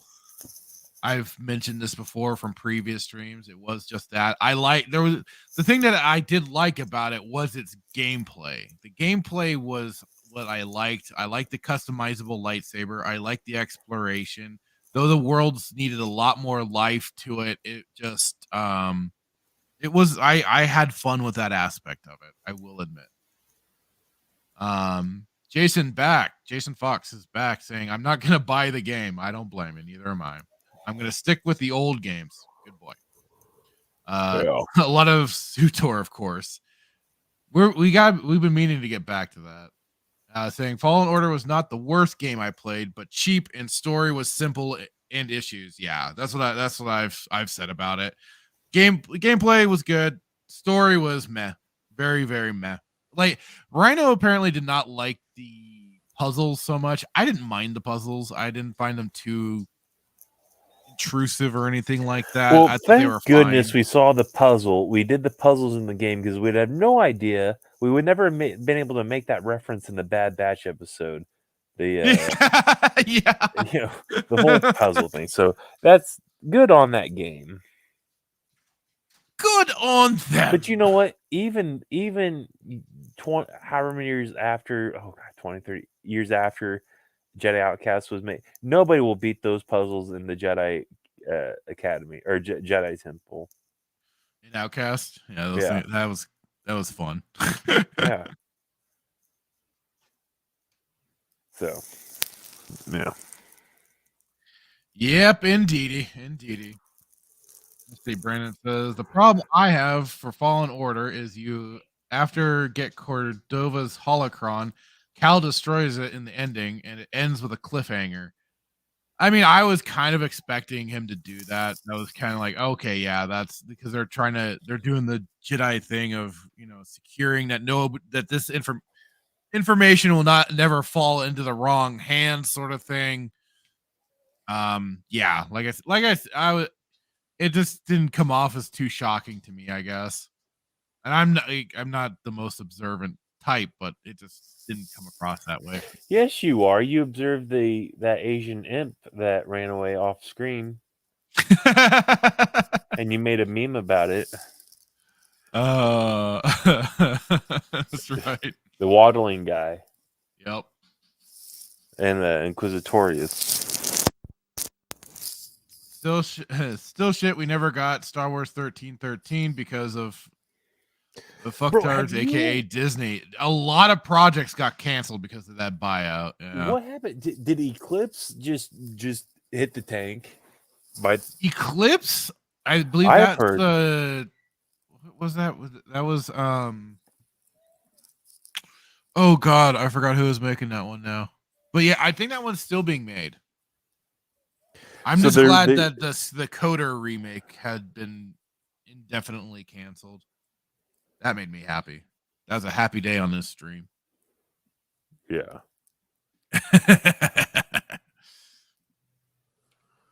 But is it because they're like, we'll get at the end of the decade, and it's really looking like it now. Wait, say that again. I said one of the articles that we read is like, yeah, it should be released by the end of the decade, and I think they're being facetious, but it really. It really looks like that's how it's going to end up being playing out. We'll get at the end of 2340, something like that. 2043, which is interesting. Excuse me, the High Republic game that we don't hear about anymore. Yeah. Yeah, we watched that trailer and nothing about it really said anything about Star Wars. Scream Star Wars. Other than they have lightsabers and stormtroopers, that's about it. Yeah, but I mean, yeah. Anyways, let's see here. I mean, geez, there's been a lot of. So let me find. Where was it?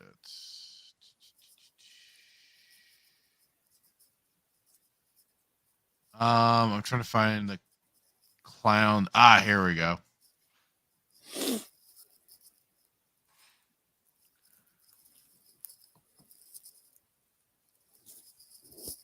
Okay, let me just also kind of.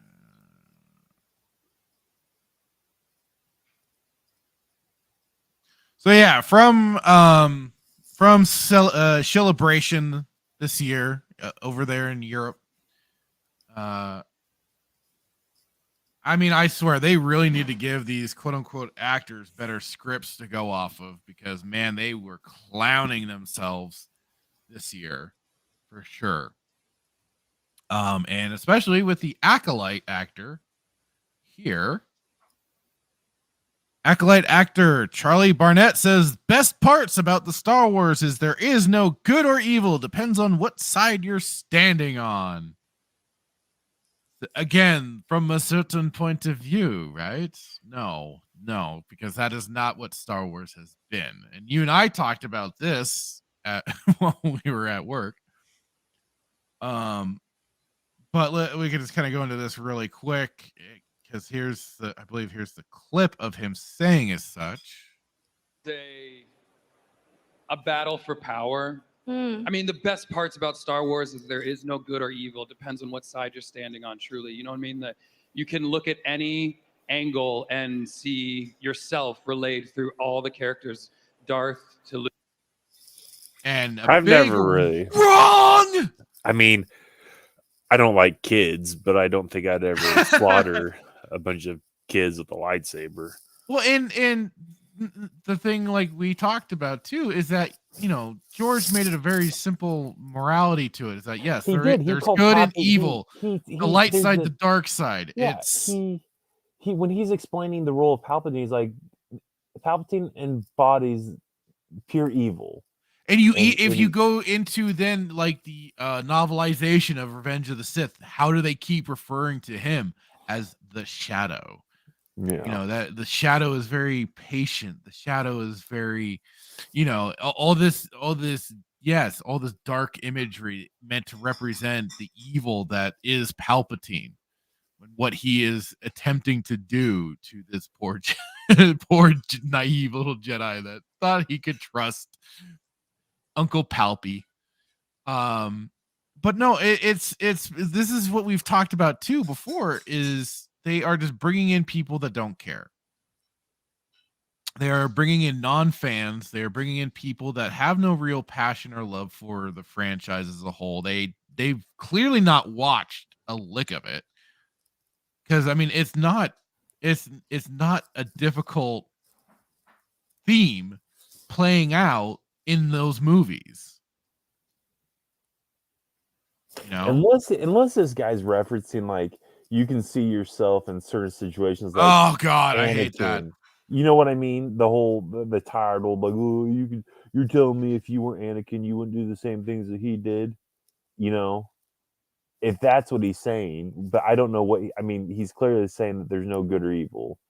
It just depends on yeah, they're trying to. This is also them trying to play up the whole basically gray morality, which that's never been Star Wars. No. Even and you can even go to like, isn't Ahsoka supposed to be the Grey Jedi? That's God. That's basically, she's been kind of the poster kid, child, person, whatever now for that idea of the Grey Jedi, which don't exist. It's not a real thing. There's the Dark Jedi, or there's the the Sith and the Jedi. Yeah. There's no Grey Jedi. Piss off with that. Even Lucas has made it very clear that, that what brought in balance was the dark side being in power. And once they were taken out of power, that brought balance. Not having 2 Sith and 2 Jedi. Fuck off, Freddie Prinze, for your dumbass saying that. But no, that's we have even like they have here with Lucas. It says, in fact, Lucas was asked about what interested him about the conflict of good and evil in Star Wars during an appearance on American Voices with Bill Bradley back in 2012. Lucas answered, well, the conflict between good and evil is the basic conflict. The universal question is, am I a good person? But of course, it's a very complicated question. And it's something you have to ponder because you're doing it every day. You're saying, should I do this or should I do that? Or shouldn't I do? Should I do this or shouldn't I do this? Should I or shouldn't I?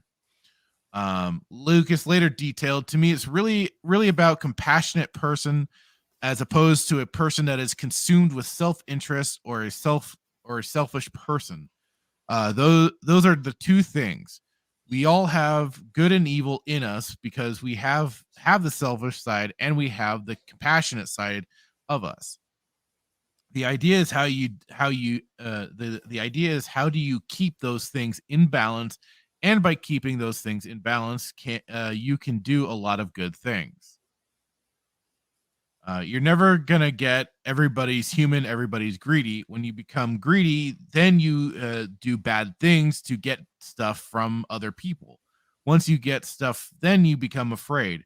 Once you become afraid that somebody's going to take it from you, then you start striking out at people, and you start getting angry at things, and you get worried, and that puts you into a whole psychological mindset that turns you ultimately into an evil person, where you're doing horrible things to people, thinking that you are doing the right thing, but you're doing it because you're afraid they're going to hurt you before you hurt them. Lucas explained.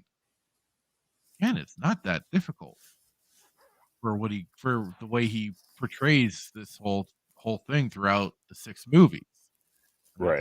Look at it, it's basically exactly how Anakin is in his fall. And I mean, there's little hints before that, even like in Attack of the Clones, and stuff. But that's yeah, exactly like what part of what Anakin goes through, and then part of what is being challenged to Luke at the in Return of the Jedi when he's facing down with the Emperor, and he's putting all these things before him, like, oh, you could lose your friends, you could lose your whole little nice rebellion, all of it could go away, but if you join me, it's Right. again Palpatine being being Palpatine and trying to lure him to the dark side.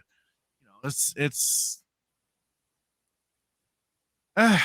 I don't see it again. It's like I don't see how they bring these sort of people in to make Star Wars when they clearly don't understand even the basics of it.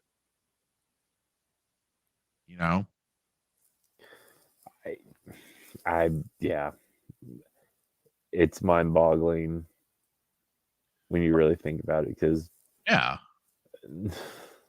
I don't know, like nobody, like these people that they're bringing on have no idea what Star Wars is, and you've seen that. And I'm just not talking like when I was talking about the movies, like when we reviewed the Galactic Star Cruiser, right, the Halcyon Star Cruiser. Nothing about that spoke Star Wars. Nothing. The ship didn't look like none of that I stuff mean, that we saw. Yeah, no. Even the ship itself reminded me something off Battlestar Galactica or like it didn't look Star Wars at all. No, not at all. Definitely, maybe the structurally that's another question, but like the how the appearance inside and even the controls and not, I mean, don't even get, we're not going to get back into like the price and then some of the activities that you can do on it, but even like the performances and like nothing spoke Star Wars. No, not at all. None of these shows, there's nothing at the core of it that somebody freaking said Cad Bane was the best bounty hunter. Anyways, there's nothing about these shows or Star Wars. It's like a no, because they're again playing the whole like neutral morality stuff. A true Mandalorian would blast you in your face, right? A Sith would literally cut your head off, stab you through the heart. Yeah, this isn't like, well, I understand you did it for love, type like. What do you even like? Why even bring that? Like, why even say that? Like, I know why you did it, because you did it for love. Like, you are a Mandalorian. You're like, no, slap yourself. And it just, it comes down to the passion. And I wonder if somebody would ever have the gall to do an interview, if they could get an interview with Lucas and have him give his thoughts. He probably, it's probably hard to not look into, like, if I sold you my company and you totally took a crap on my chest, it would be hard for me to get away from that, because let's be honest, what has George Lucas done since Star Wars? Like, he had all these plans and movies that he wanted to do, but what has he done? I haven't heard I can't say I've heard. I think he's probably just retired and enjoying his grandkids and his kids and why not? Yeah, well, definitely, why not? I mean, heck, you got $4 billion, why not, man? But I just wonder, like, if I'm sure, like, I don't know, man, like, my heart breaks to see this stuff, to see this stuff that's just, I mean, I know I would certainly be curious what was going on, but well, just to see like the carelessness and be like, I spent this is my life's work, and I get, at the end of the day, it's like, I don't get to have an opinion on it because they paid me $4 billion for it, but man, look at what they've done. Now, again, we know where the line was drawn, and we know at what point in time Star Wars stayed Star Wars, right? So that's what we have. I had posted on the Spacing last night. Somebody, I forget what Tim had said, but I basically said something along the lines of like, they're afraid of us.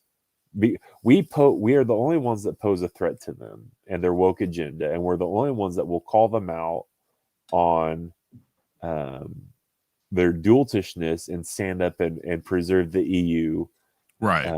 when they're the very ones that are robbing from the EU to create their own ironically store, right? So I forget what Tim said exactly. I'd have to go back and rewatch it, but it was, I think, something along the lines, they were, whatever he said that triggered that. Like, I think they were talking about, like, well, why are they so, oh, that's what it was. He was talking about, like, well, why are they so afraid of, like Tim, Raging, OG, this other, Jeremy from like Geeks and Gamers, all these guys who talk about Star Wars. Like, why are they afraid of us? Like, we're nobody. Knights of Melvin was on.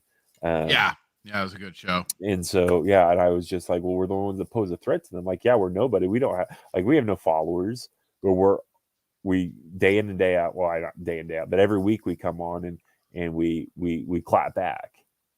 Well, and that's the funny thing too. When you look at it in that perspective, it's like, I don't have a huge following, like say on YouTube or on Twitter or anything like that. But man, when you start talking any kind of crap about Disney Star Wars, calling out its faults, calling out the flaws, how like it is, they have basically Chinese knockoff characters of the EU characters. That's basically what they have. They have knockoff characters. It's hilarious how fast some of these people will show up when I have no relation to these people of like follows or anything like that. I always say, I stick to my corner. I don't go into the pro Disney people's Twitter side of the Twitter sphere. I don't go around shitting on anyone's parade or anything like that.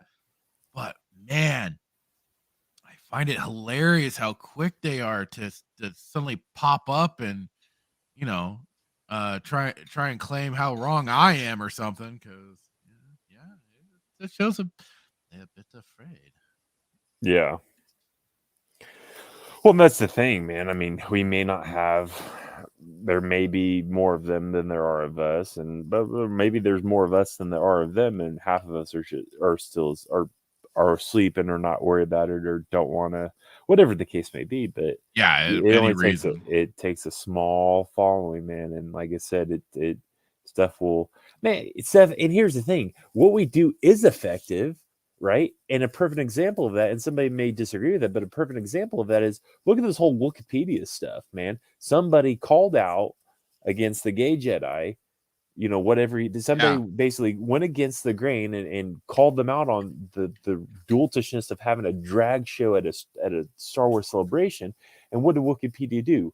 They started going to, I mean, it's just a massive block of anybody. Basically, my theory on it is if it was some type of bot that was just blocking people, or they were like, anybody that, let's say, if you were associated with Tim, they set up a blockchain or something. I don't know how that works. I don't know either. I've never used anything of the sort. So, but anyways, long story short, even if it was a blockchain, like, look at that. Like, so you had somebody. All it takes. Somebody went against what you thought, and you didn't like it. And so, I mean, you were, whether you got pissed off, you're afraid. Well, I mean, why would you do that if you weren't afraid, or if you weren't threatened? Yeah, exactly. And then what's great is that you have somebody like Alora OG Star Wars going around and defending Star Wars wherever she can, and she doesn't back down from these spurgs. They certainly though will hit the block button real fucking fast. Right. She's probably got a trophy wall of how many times she's been blocked. Right. So just because, we may not have a massive following, and we may not be popular, and we may never be like freaking, Neo-2s from Star Wars Theory. Like, that's not the point. I didn't get in, like I told you, I didn't get into this.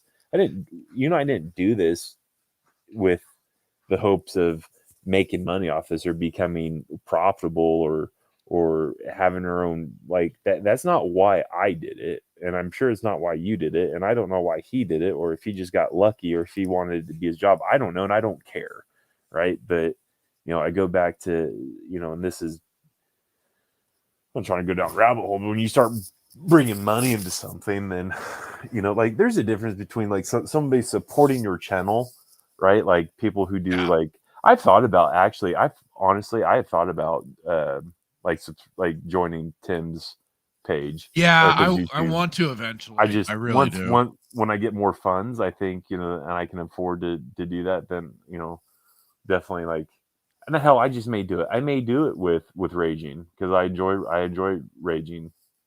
You know, I do too. May do it with Alora. You know, but that's the difference, right? You giving them money, supporting their page and their that's different. Because I don't think Tim's making he's not taking a salary from it. I don't think OG's taking a salary from it. I don't think Raging's I think they're taking that to, I don't know. I could be wrong, but this guy though, Star Wars Theory, I mean, definitely. I mean, you're making money. You're selling product. You're making money. You're selling. Oh, he's been at it for a long time too. Right. Again, like that's your. I'm like, I'm not like that's. But the thing is that you have to play the game in a particular way if you want to really get that notice sometimes too. That's also where it comes in. Yeah. So I don't know. I'm talking both sides out of my mouth. I'm here basically saying that, like, don't think just because you don't have a following that you can't be effective and people don't listen to you. Absolutely. But also, you know, I mean, they fear that little bit of us just talking, you know. I'll tell you this. I had a buddy of mine who used to work with us years ago. He loved to build guns, and somebody came up to him and was like, "Hey," because he offered to build them a gun, and he was like, the guy was like, "Well, that's amazing." He's like, "I don't know how to build a gun, but I definitely, if you could, you know, I'll give you the money if you could build it for me, and I'll pay you to build it." And he's like, "No, because the minute I start taking money for doing this, then I lose my passion. I do this for fun, right?" Right. Yeah. So you start taking money so I don't know if I may not be making any sense, but there's a difference between taking money to support your channel and do that kind of stuff, like whatever it costs. Well, and I think for some people, a lot of it started out as something fun to do. Well, for sure. And then it just happened to turn into a job. For sure. 1,000%. Then there does become a point. Is it still fun, or does it just become a tedious work? It's a job. Like, for anybody who wants to start a podcast out there, there are stuff that there is money that you have to spend, like StreamYard. It's $250 a year, right? Or whatever, depending on what you have. Like Rumble, I don't know if Rumble costs, like Rumble doesn't cost anything. Rumble doesn't cost. There are things. Yeah, if you manage to get this, if you get the subscribers, you can stream for free. Right. So I'm just saying it does cost money to do a podcast, right? So if you're wanting to go down this route and use that money to support your channel and do that, then by all means, right? But I don't know if I don't know, man. I don't think I would, if we ever became profitable. I don't know. I don't know if the money would make it not fun anymore. And you're not even doing it depends it. on how you're taking it, you know. But how can you take money for just talking? Like, that to me, like, I don't know. I'm old school. Like, I punch in, I punch out, and I get money for doing a job, right? Yeah. Like, you're giving me money because I'm in return giving you a service. If that makes, like, a trade of goods and services. Yeah. Yes. But we're gonna get paid just for ripping on Disney. Like, well, you know, then there's some people out there that are just completely chilling. Shysters. Yeah, complete shyster shills. If anybody has, go and check out Grizzy on YouTube. He clips together some of the best shit, and it's some of the cringiest stuff too, which I'll just kind of link his channel in the chat really quick. But he goes through some of the Disney shills reacting to, like, the Ahsoka trailer, the recent Mandalorian episodes, and I can only imagine what he doesn't keep and how bad those must have been, that he just could not make it funny, or, you know, just like it was just so bad you just couldn't use it. So, and that's, I mean, if you want a representation of basically the kind of freaking fucktards that, you know, we're trying to kind of be the counterpoint to, well, there you go. Because these people are the definition of the clapping seals. Yeah. because it is amazing. Just all the shit they are apparently reacting to in a quote unquote honest way to what goes on in these shows. It's disgusting. Brandon, did you hear Bad Batch will have one final season with season 3? Yes, I did. Hallelujah. But I mean, it is kind of the thing. Where else could they really go without also like even further intersecting with Rebels or something like that?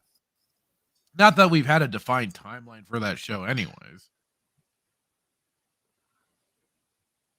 Yeah. But yeah, I heard this season 3 was gonna. I mean, did we come on to talk about that? I don't know if we talked about that last episode or not, but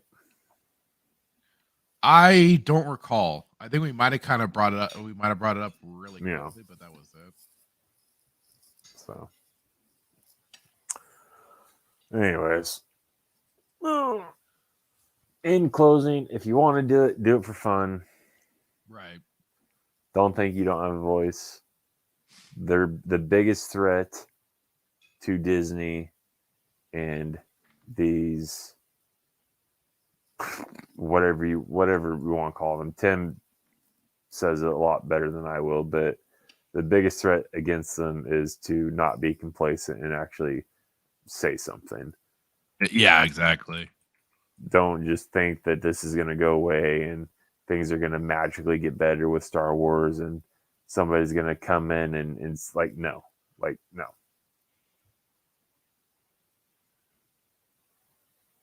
I don't even,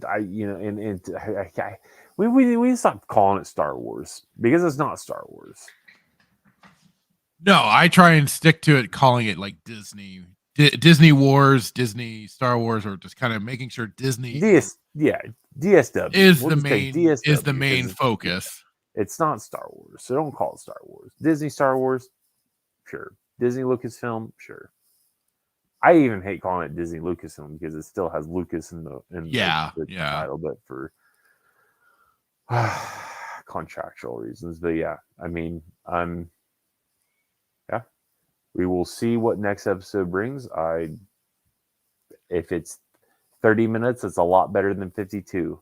And it shows how stupid this episode was. Absolutely. Surprised the Mythosaur was not the thing that was going to crush the boat. I know, right? Obviously, probably a little bit bigger than a Mythosaur. So I wonder where the Mythosaur is going to be. Who knows? We'll find out. We'll find out next week. I'm surprised the Mythosaur didn't come to the rescue and eat Gideon. Maybe that's how he's going to die. The Mythosaur will come out of nowhere and eat him. He's like, you robbed this Beskar from the bones of the people whom I protected. Eat your life. Oh, God. Well, I'm going to jump to this trailer before Rhino does, because I'm going to kind of steal his thing of playing, again, some more good Star Wars. This trailer, I believe you also enjoy as well. It's from Sutor, because he's been playing the Sutor trailers. And it's the Deceived trailer. My absolute favorite. Best trailer they put out. So we'll play this and then we'll head out.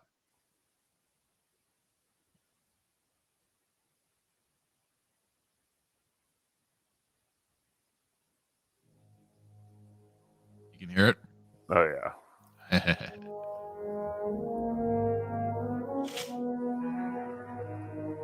Back when LucasArts was still here. Rest in peace.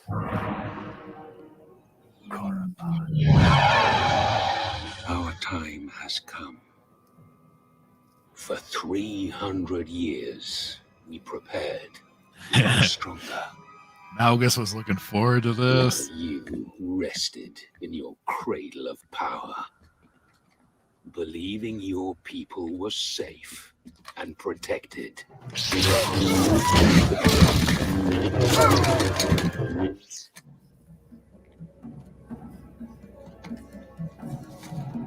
Jay Vizsla, real Mandalorian. You were trusted to lead the Republic, but you were deceived. Love how he says that too. That's the Republic. as our powers of the dark side. Oh, there's his lover.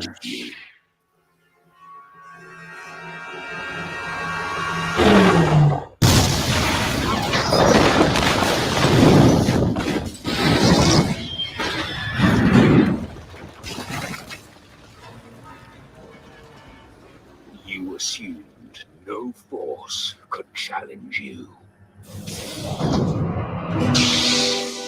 And now,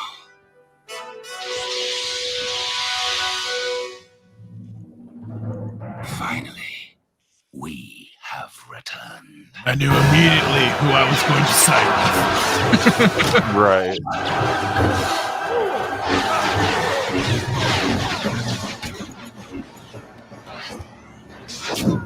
Parkour.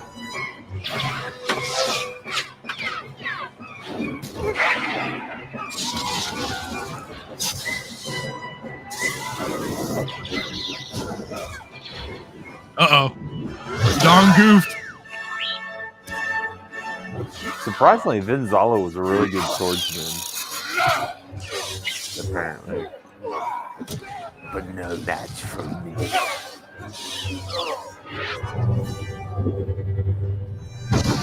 Bam! I remember I did that to him.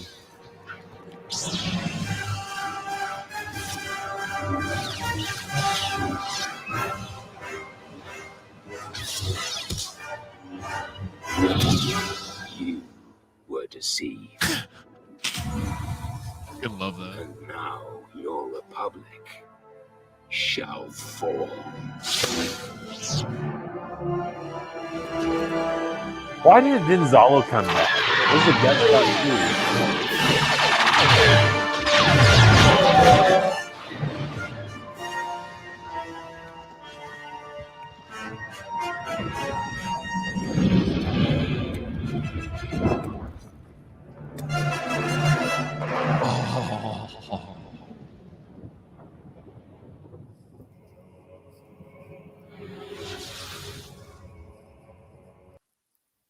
Love that fucking trailer. Bro, why didn't Vinzalo come back, dude? It was just a gut shot too.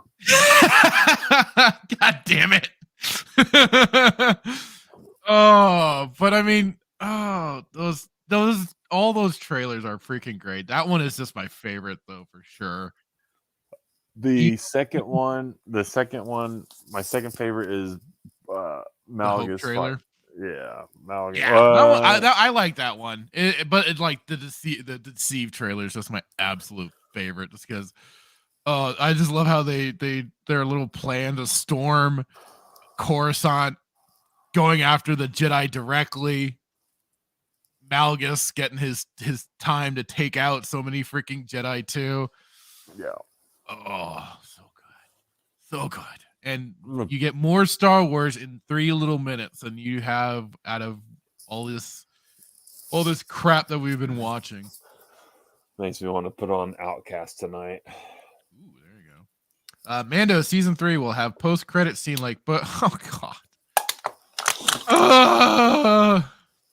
Lame. Well, we still got plenty of news that we could go through, but we'll kind of spread it out. Yeah, because we got to figure out what we're gonna do after Mando. Yep. So okay. With that, yeah. We'll see you next Saturday. We might change things up a little bit, but we got plans, we got ideas that I just gotta enact finally and start sending out some messages so we can set up for a Mando finale. Yes, keep close to. That's a good reminder. Keep an eye out on our Twitters.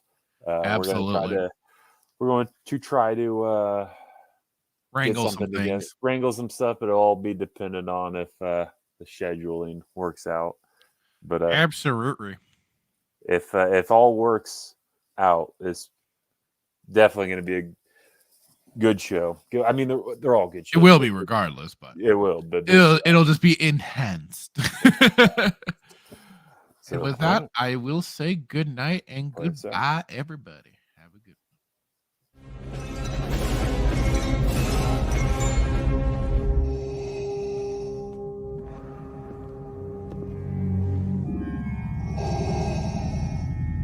What is thy bidding, my master? Yeah, I should have known from the very beginning. From what you said. Yeah, when the mega powers were formed. Yeah, what you were out for from the very beginning. Yeah, you were after what was mine. I remember what you said. You can destroy the Emperor. Join me. Together, we can rule the galaxy as father and son. Yeah, that one was rough. Those words right there. Yeah, I got stuck, yeah, but I swallowed it anyway. Didn't like the taste, but I swallowed it anyway, yeah. But I remember the time when there was a conquistador out of the ring. The one that's so jealous that he can't stand it, yeah. Yeah, you came in there with your poses, yeah, but you made a big idiot out of yourself, yeah. And speaking of idiot things, what about that stupid idea? Did you forget that one? Think back. That right there sealed your fate. Yeah, that put the madness over the edge. But I'll tell you what felt even better, yeah, was in the dressing room, in the first aid room. Me being unselfish, yeah, said go ahead, do the thing, yeah. You won't steal my thunder, no. When you take a look at the madness's eyes, all you're gonna see is complete and utter rage!